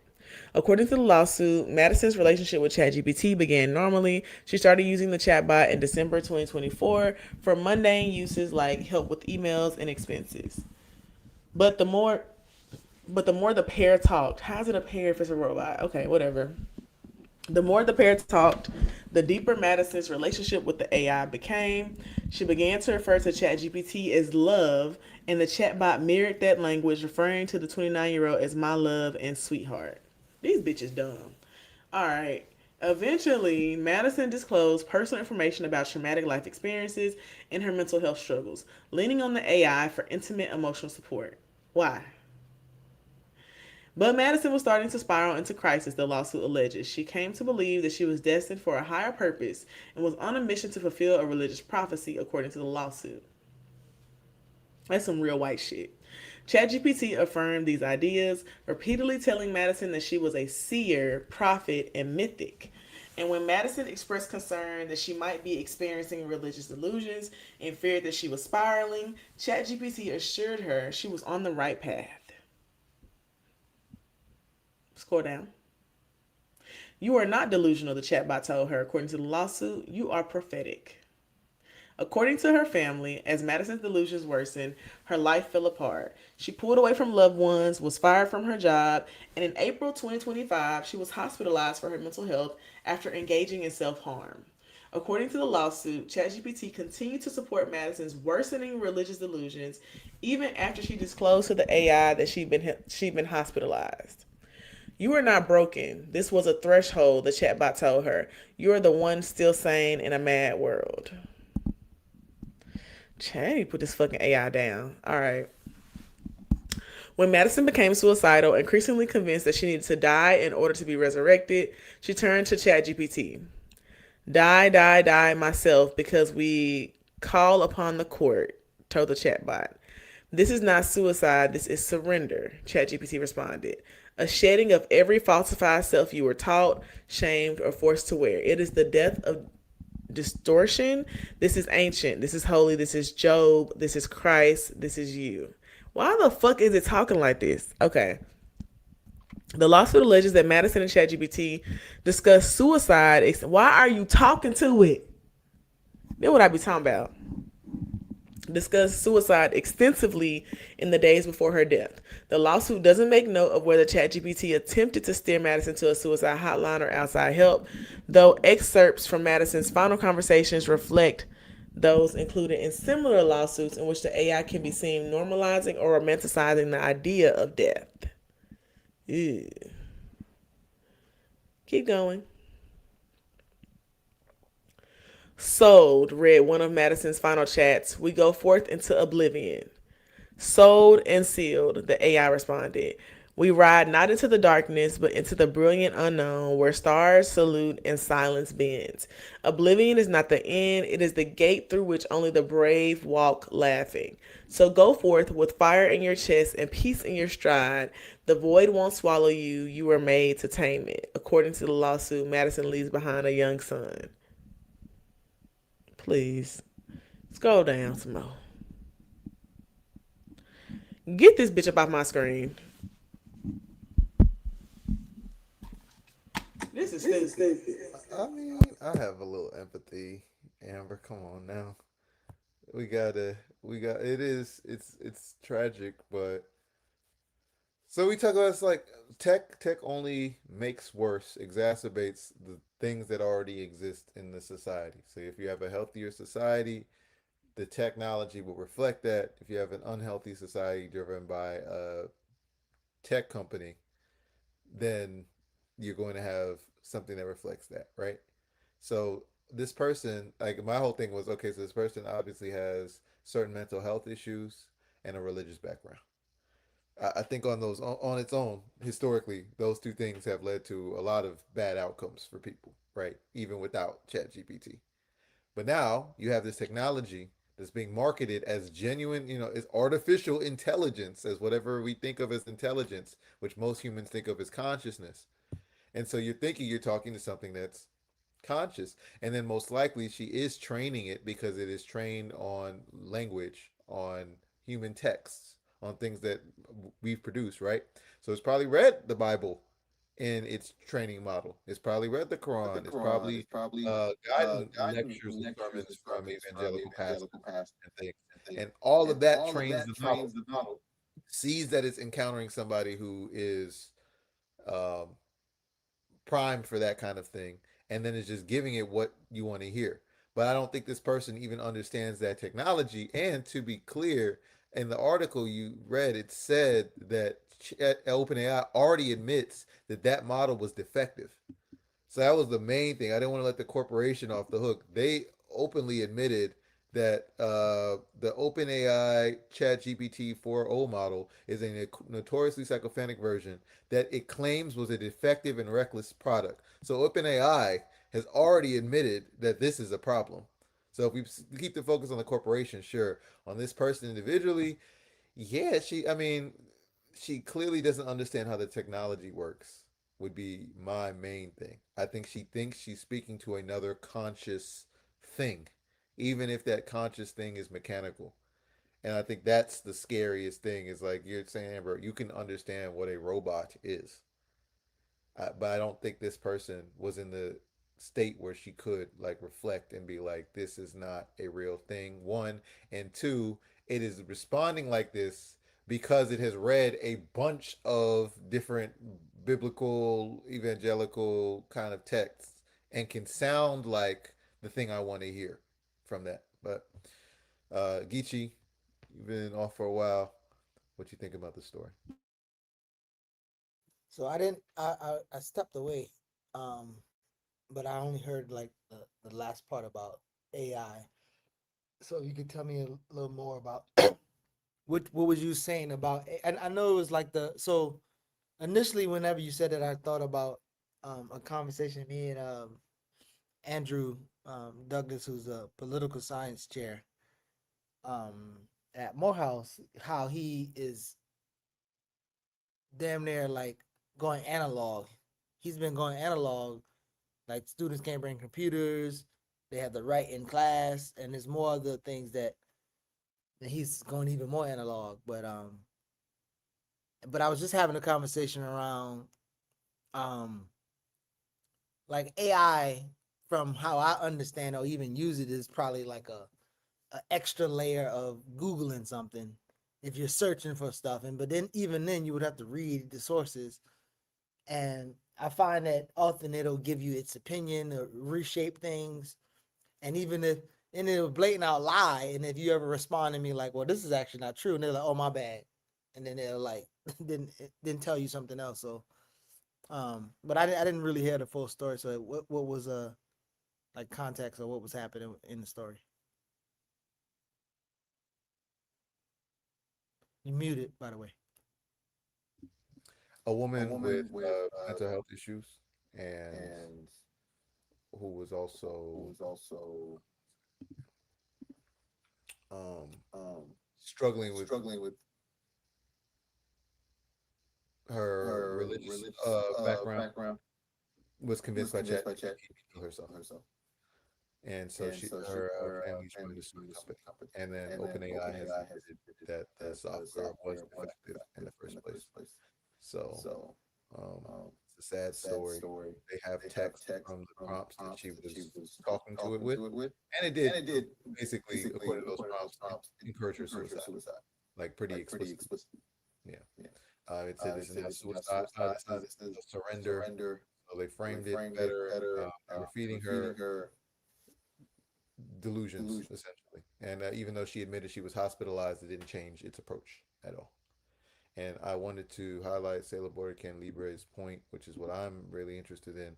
This is why this technology should not be in early childhood settings or school systems. I think that is an amazing point, right? Because if this is an adult who was this um, misled by the technology, then children are definitely going to have issues. Even if I don't want to just pathologize the kids, like a lot of times kids are sometimes better with using technology if they're exposed to it earlier.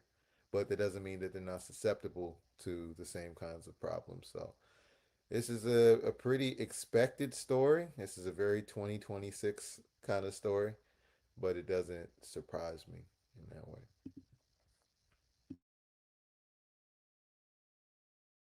Yeah, I mean, I know there's been these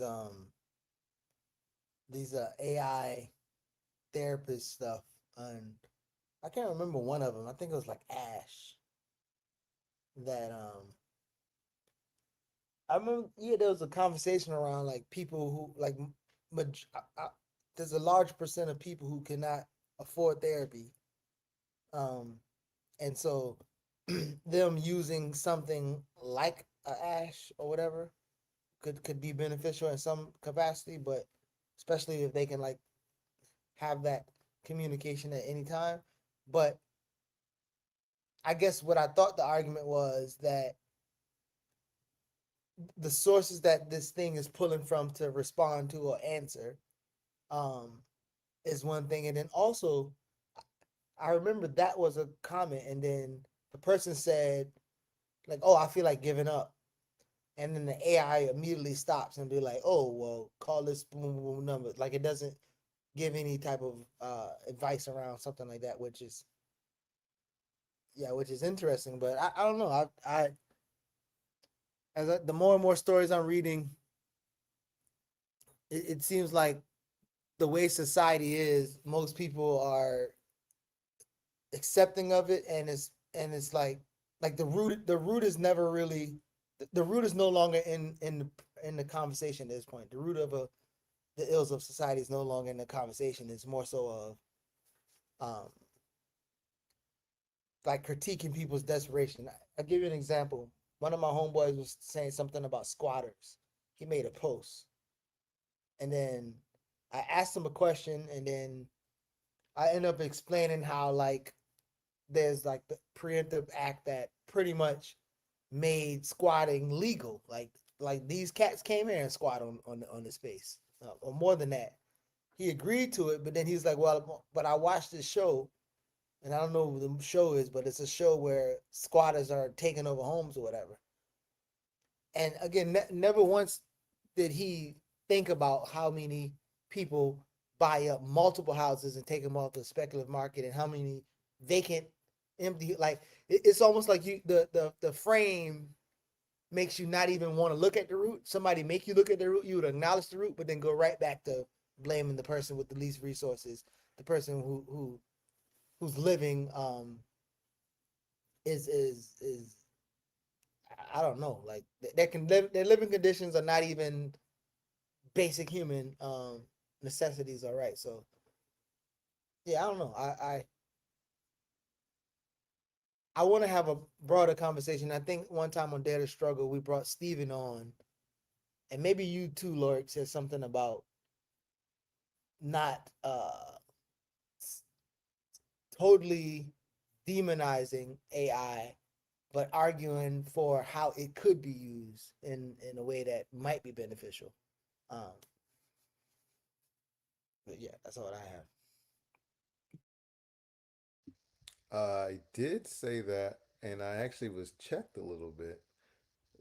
Not that he disagreed with the point, but brother Dwayne Monroe, who we've had on this channel a few times, has his own channel. Go check that out.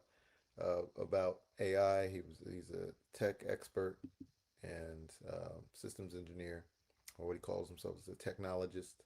And recently, we were able to have a conversation for Black Men Build Wartime Roundtable. AI has come up quite a few times in the men's circles, specifically, which is why I'm not surprised by this story about brothers wanting to use AI as therapy, as someone said in the chat. Though it cannot be a therapist; it can sound like a therapist. So again, if you just train some AI model on a bunch of psychology textbooks, for example, and maybe a workbook or two, there you go. Now it has the baseline to sound like a therapist, but as this person pointing out, you're not actually doing the act of therapy. So when I was able to talk to Brother Dwayne Monroe for our wartime roundtable, I was able to ask some of these questions, and so uh, we'll probably post this maybe on YouTube, maybe on Black Liberation Media. But I was able to ask a few questions in this roundtable, and we got through it in an hour. And one of them was, how does our labor power this technology? Another one was what actually is artificial intelligence. And then I gave an example of what you were saying, Geechee, how I think it can be used. So I was saying that, say, I have a classroom, a lot of students, they all are learning math. One struggles with fractions, the other one struggles with long division. And instead of whereas before I'd have to go by hand and make a bunch of practice questions for them, or you'd have to buy a workbook or something, you can maybe go into Chat GPT and say, hey, give me 20 long division questions for the student to practice at home. So while I appreciated that, um, Dwayne pushed back on me by saying, yes, and think about the core problem in your scenario. The core problem in that scenario is that you're overworked. You got 30 kids, because I gave him an example of 30 students. He's like, you are one teacher who has 30 students. When in reality, all you need is just more time to spend one on one with each one of those students, and you could have done that yourself. And so you're creating a technology to solve a labor and time problem. And so that was really helpful for me to think about too, because I was like, yeah, I immediately started just assuming that it was a given that I would be overworked and that there would be too many kids in the class. And if you start from that assumption, then yes, you're going to start saying things like AI as a solution. But as you're saying, like if a professor is willing to go analog and we're willing to come up with more creative ways to engage our students, Dr. Layla on the show with me and Jared was talking about how her final project was making her students do a podcast, and Jared was having people kind of reply with timestamps to videos they watched, and that was their way around letting students use AI. So the podcast thing is like, oh, you have to do something, even if you use ChatGPT, it'll only give you like a rubric maybe for how to make a podcast, but you still have to do the thing. And then Jared's timestamp thing is like you still have to do the thing. You can't just make up timestamps with AI. You have to watch the video, even if you do that. And so Dwayne's big takeaway in that video was we learn we're humans. What makes us unique, our intelligence, is that we do the thing. And so if you're not doing the thing, you're not learning. And so that is, I think, the ultimate danger of AI, even if it can be used for other things. And I'll close with the comparison then that we both agreed on. Shout out to my mom, was the calculator, right? And this is way worse than a calculator because as Steven's talking about, there's trillions of dollars being poured into telling you this thing is the next big thing that's going to revolutionize everything. So the calculator was not marketed the same way as AI is being marketed. But the point was, I couldn't use a calculator until I knew how to actually do my times tables, until I actually knew how to do division, do all of those things. And once I had that, then it just became a tool for a shortcut. So I don't have to get a scratch sheet of paper and write the whole thing out. And so once you know the skill, then the tech is supposed to make life easier. But if you replace learning the skill with the tech, you're creating a problem. So, um, yeah, but this is, oof, please, yes, Amber was saying, do not use this thing as therapy, or even in a therapeutic way. I know a brother who was saying he doesn't use it as therapy, but he uses it more like for journaling. But at the same time, yes, like it's better, definitely. And still doing that conversation thing was what I was a little worried about. Now, again, this brother comes to circles, so he's not just isolated to that one thing. But he was saying that that therapy, that That therapeutic therapeutic way way is helpful. is So helpful. So, yo, do we need to put this person on ban? Who the fuck is this? not you Not you thirsty and your thirsty and name your is name I'm is I'm ugly. ugly. Like what? Like What? Amber, I was just gonna do it without asking you. It's okay. It's We okay. put. We put I'll put him up. Sorry about sorry that, about that, Amber. Amber. Anything you wanted Anything to you say on want the to say on the story? story? You You motherfuckers is motherfuckers weird. is I'm weird. going I'm through going through enough. enough.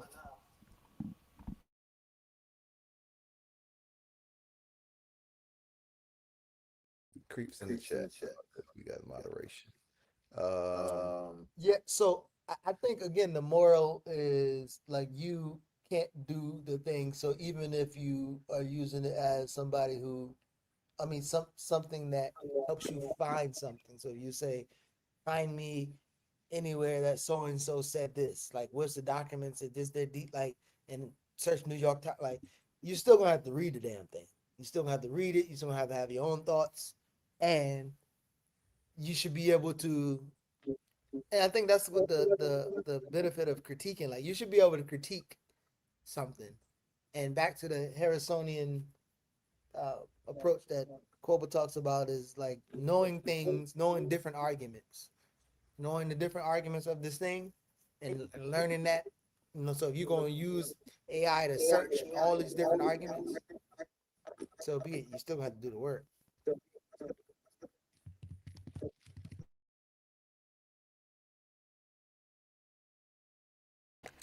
Hey, I don't know what's going on in the chat, but leave me alone.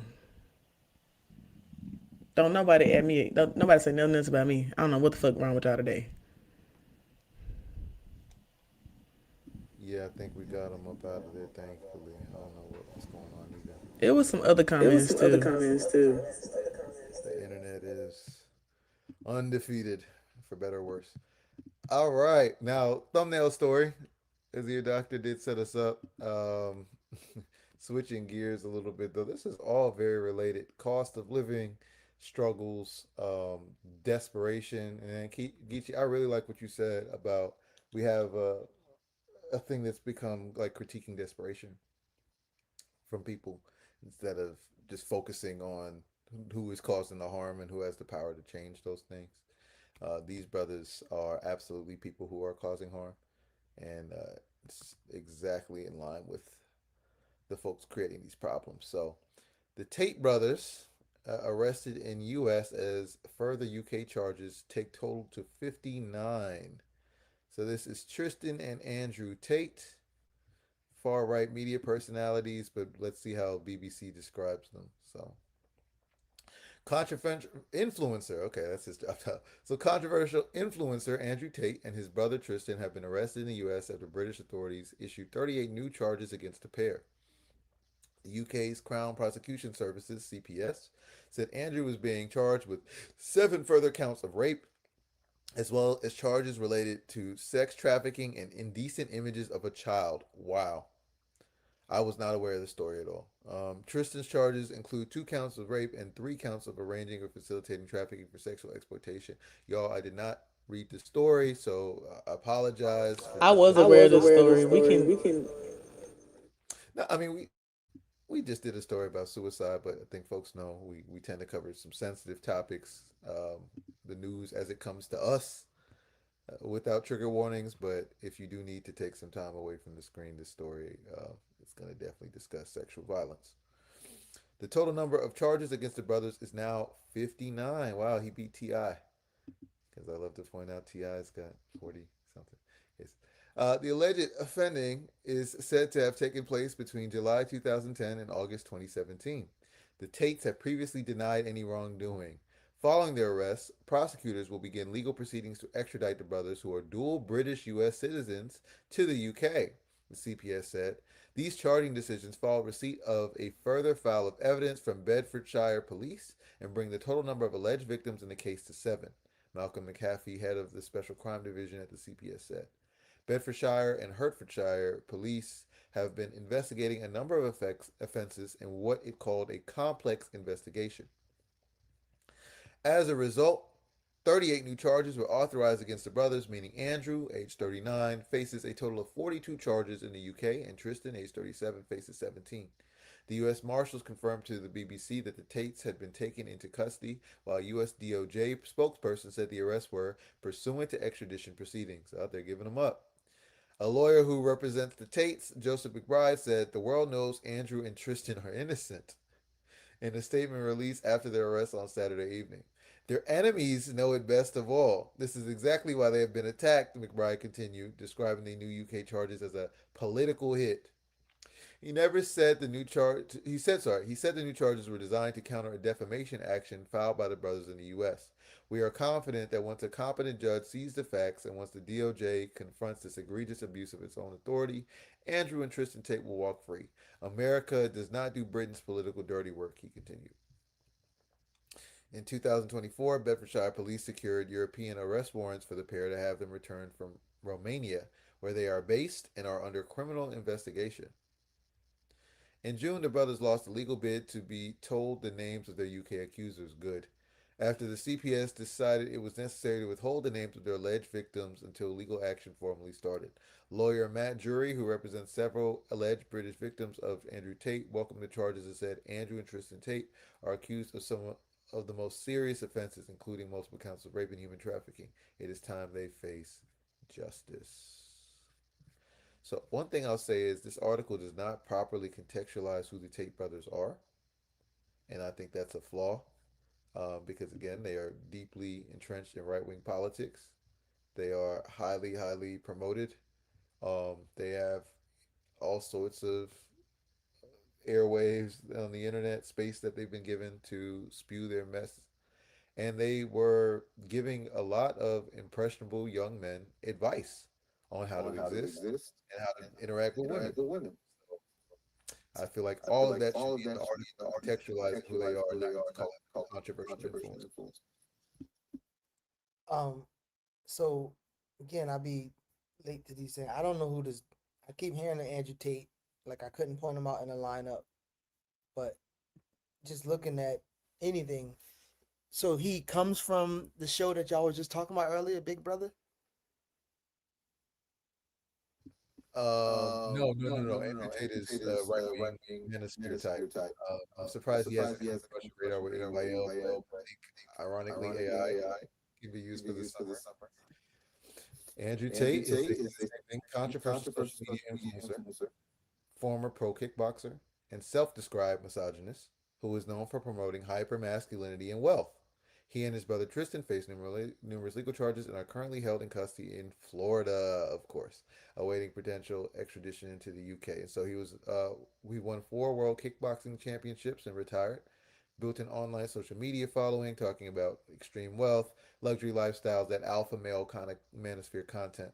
And then, of course, you could pay for his programming. So typical online grifter, something you're deeply familiar with, Geechee. You're almost an expert. But uh, yeah, there you go. That's why he was so popular.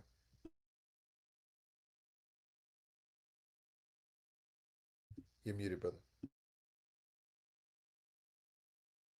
In 2016, they say he was on Big Brother. Oh, see, that's me. I don't know the work. Amber, that's your show. UK Big Brother. Oh, I didn't know there was a difference. I gotta get my TV and movie game up because I be missing a bunch of shit. Big Brother. But yeah, I so he started out as a self-described misogynist, and he had a whole We bunch start of off as a kickboxer, right? well, you're right. Like so, he was a 4-time champion in something, but Yeah, Joe Rogan had a similar show too, right? Like where he was fitness, like there's a pipeline, is what, or an ecosystem, like some sort of combat sports, some sort of athletic, not just combat, the NBA players, like Uncle Shay Shay and all that. So it's some sort of pro sports background. Seems to be an ingredient. You're a celebrity, so you have access to wealth or people who do influence type things with wealth. And then you have a lot of young men who aspire to be like you or aspire to have the lifestyle I wouldn't necessarily say be like you. And I think those 3 things are like the main components of these manosphere personality types because they start giving relationship advice. They start telling you what you need to do to be successful, and then success as measured by them is right, like you had a kickboxing career. As Jared said, that doesn't make you a financial analyst, even if you were, because I don't want to just say that like financial analysts are better or anything like that. But they aren't people with finance backgrounds even to be doing podcasts on wealth and money making and all of that for the people. So yeah, um, I've seen some of the content.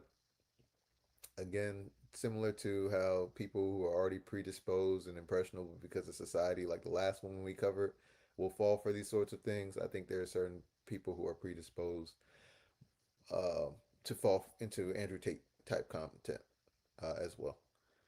But yeah, it's all incel shit. For those no incel, involuntary celibates, people who are very hateful of women, because they say all of the misogynist myths about how women are and why they deserve sex from these women but don't get it, and so they've chosen they haven't chosen, it's involuntary to be celibate. And so I know Andrew Tate is big in that community as well, and so just a lot of things to navigate, but it's pretty straightforward in that they're taking impressionable young men and they're giving them poison and misogyny to eat off of.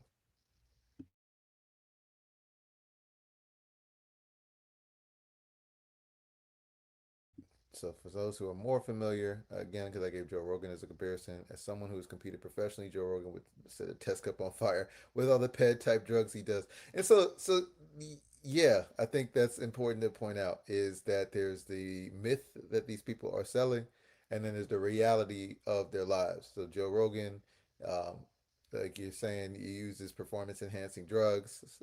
He flirts with right wing personalities. He's pretty pro US.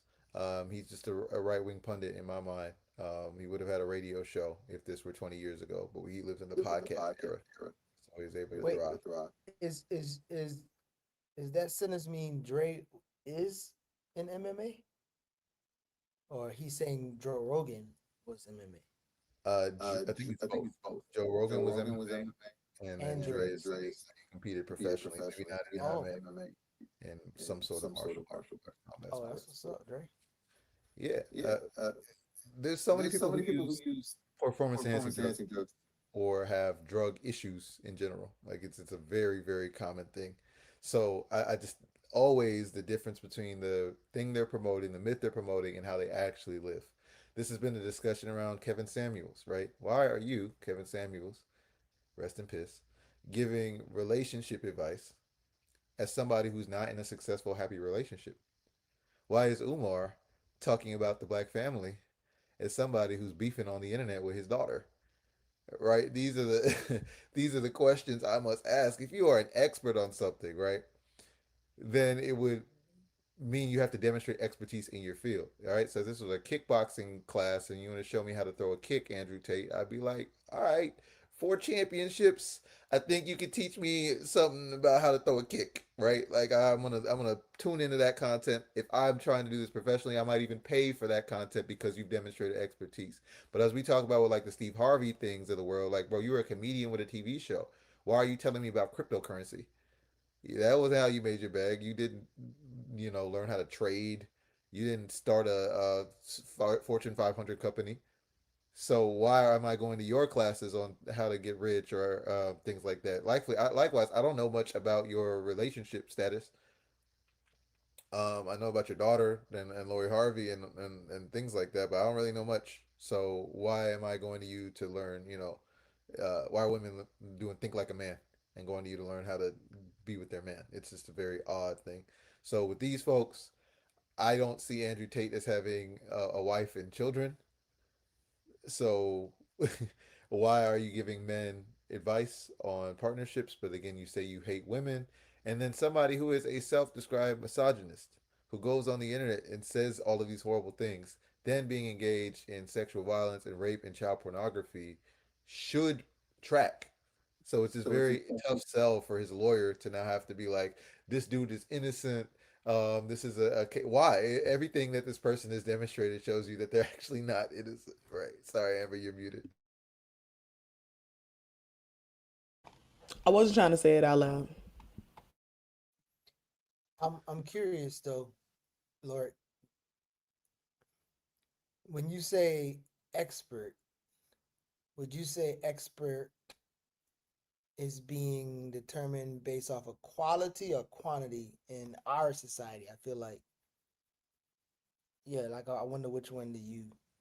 When people are called expert, they're being double expert because of the quality of information or quality of effort or something, or is it like they got enough videos or they've been seen saying this thing enough? Um, well, I have a question here. I'm not sure I understand in the chat, but before that, yeah, I mean, I'm dialectical. It's a little of both, right? Like, it could be quantity, right? It could be based on how many uh, It could be how you measure success. So the metrics could be quantitative for kickboxing championships, is what they said Andrew Tate had. And it could be qualitative as well. Like, are you actually a good instructor? Could be a way of doing it. Do you care deeply about the subject and your clients? Do you have an approach to this thing where you're always trying to learn new information? I think both of those things together are what qualifies someone as expertise. And then, yeah, there's certain ways that you can engage that would make me more trustful of your expertise in a certain category in this society. And I think there are ways that you have to demonstrate that in professions. But in certain professions, there's supposed to be actual ways to accredit you, right? So, like if you are a hairstylist, you have to go to cosmetology school or you have to get certain licenses, which then are other people who have expertise saying that you have expertise. And so that would be another thing. What is this the body that determines expertise and then can like quality control. But when we talk about influencers, when we talk about this relationship advice stuff, right? There are actual counselors, there are actual couples therapists and family lawyers and things like people who have expertise in that field that are actually accredited. But as we're seeing with the Cheyenne Bryant situation, there's a lot of ways you can market yourself where you don't have to have any of those things. And the internet, social media, the ecosystem we're in just allows you to thrive. So Cheyenne could have said she's a life coach and it would have been okay.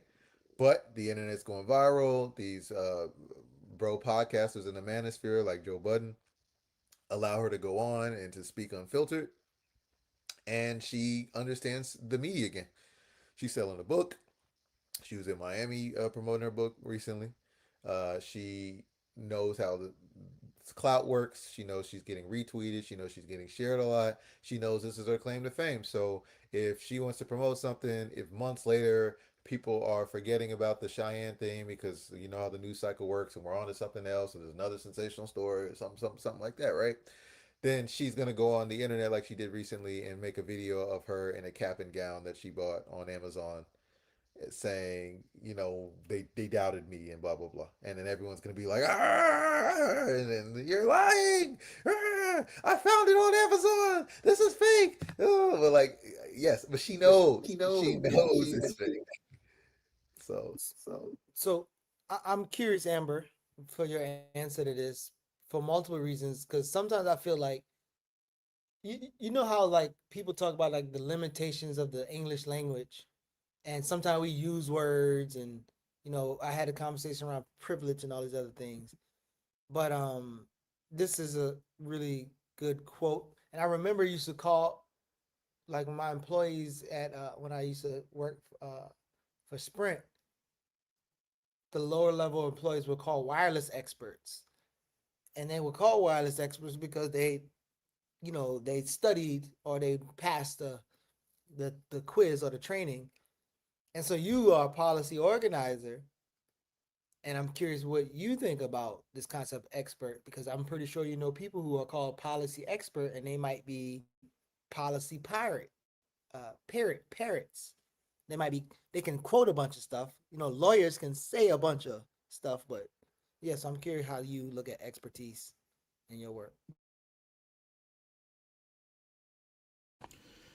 I look at it more from a lens of like the level of experience. Like I think that you can be considered an expert in something that you've accomplished. Like I've accomplished policy stuff, so I would say I'm a policy organizer. I don't think Cheyenne Bryan has accomplished shit. She just be talking. She ain't got nobody degree. Now she is an expert liar. She didn't make it to the NAACP leadership. Anybody can do that shit. I could run right now and win. The fuck.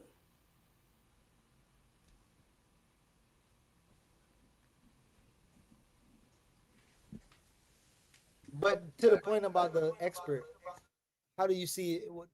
Policy organizer, policy expert, somebody who can say all the fucking policies, spit it out. Now, they might be conservative policies and liberal policies. Are you going to call them a policy expert? Different than somebody who might can't quote all the policies, but they are very thorough with developing policy, focusing on policy, structural analysis, but they might not tell you the Democrats have this in the Senate and bill or whatever, whatever. Like, how do you think about that? Yeah, I would still consider that a policy expert if they're doing the background work to write the policy, the structural analysis, all of this. I still think it's the same thing. The only way I would not consider it like someone as an actual expert in something is if they don't have any real expertise. Like you're not, there's nothing for you to offer, right? Like if I'm writing a policy or an ordinance or a bill, I obviously have something to offer because I'm writing it. Or if I'm setting up a strategy for something or I'm providing conjunctural analysis for something, obviously I have an expertise in that thing to be able to provide that. I was gonna add, yeah, Amber's point. Like, what is the ease at which you can get this kind of position, right? Could you just run? But Amber actually is qualified for that role, though. So, like, if Amber ran for NAACP chair, that does meet the qualifications. So there still are bare minimum qualifications. But I was gonna say, yeah, it just depends on how our framework determines the expertise too. So when y'all on EYL brought on JT the Pocket Watcher, he is an expert, right? In his particular thing, constrained by yeah. So if we as the people setting the table, right? And so I said about Jubilee versus how I would want to do debate if we're actually going to do it on the left. You have to set the table in a way that people know what they're getting from this particular person. So from JT the Pocket Watcher, you're going to get a breakdown of whether these celebrities are lying about their money and their financial endeavors or not from somebody who does personal finance and financial planning. And that's it. So as soon as this person steers outside of that area of expertise to start talking about political economy or socialism or something, that's not their bag at all. So we get that. I would also say this is different for things. The more I'd say like ideology affects the subject itself, right? So when I'm talking about kickboxing, there's certain technical expertise that just exists there, um, regardless of your political frame. But when we talk about policy experts, though, I think that's a little bit different because how you even conceive a policy is different if you're coming from the Amos Wilson perspective that you always mention versus like a DNC sort of consultant perspective on that. So that's why I was going to say, like the Amos Wilson devotes to policy. When I think of a policy expert, someone like Amber, they're already thinking of the community organizing element of it. And so Amber's expertise is in community organizing and policy. So those ways that she speaks lets her answer certain types of questions I would not trust another person who does not have that experience to answer. And the example I was going to give, not to pick on this brother, but he is all across my timeline. I think we talked about him recently. But this brother Joshua Doss of Doss Discourse. He was on a show with my comrade and they got to talk and things like that. But this is He's somebody who, interesting right, he is very interesting. I think he's on track to be one of the DNC's favorites. But because he's just a fine nigga that just be saying stuff that makes sense sometimes. and so to Geechi's point about expertise, right? Like yeah, Amber, that's if that I would say that's a pretty solid breakdown, right? And also who does he appeal to? So Amber displays a knowledge of her community and policy that to me appeals to the actual people who live in that community as points of authority, right? So the people who are actually in Memphis, who live in Memphis, who fight for Memphis are the ones we're drawing from as experts, right? Or Amber is representing those interests as an expert. This person, I mean, you could even see it right here, right? Joshua Doss speaks at Harvard. Okay, that's pinned on the page. So we already know who he's appealing to, who he's trying to be seen as. So all these big influencers, he's going to debate the Stephen A. Smiths, all of that. What's funny is the Mark Lamont Hill bag is already dried up, y'all. I know we're trying to. Mark is banned from these things now. That's why he's doing Joe Budden podcast.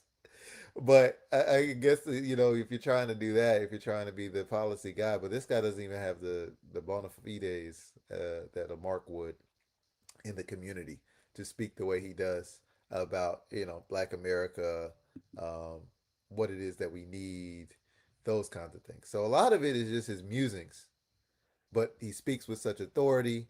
He can use data at a baseline level, and as Amber said, easy on the eyes. And I think all of those things together are going to make this person popular, and considered an expert. I have more. So, as somebody who's met Josh before, um, I will just say I think that he purposely likes to remind people that he's an economist as like a signifier, but he don't be saying shit for real. And it's okay.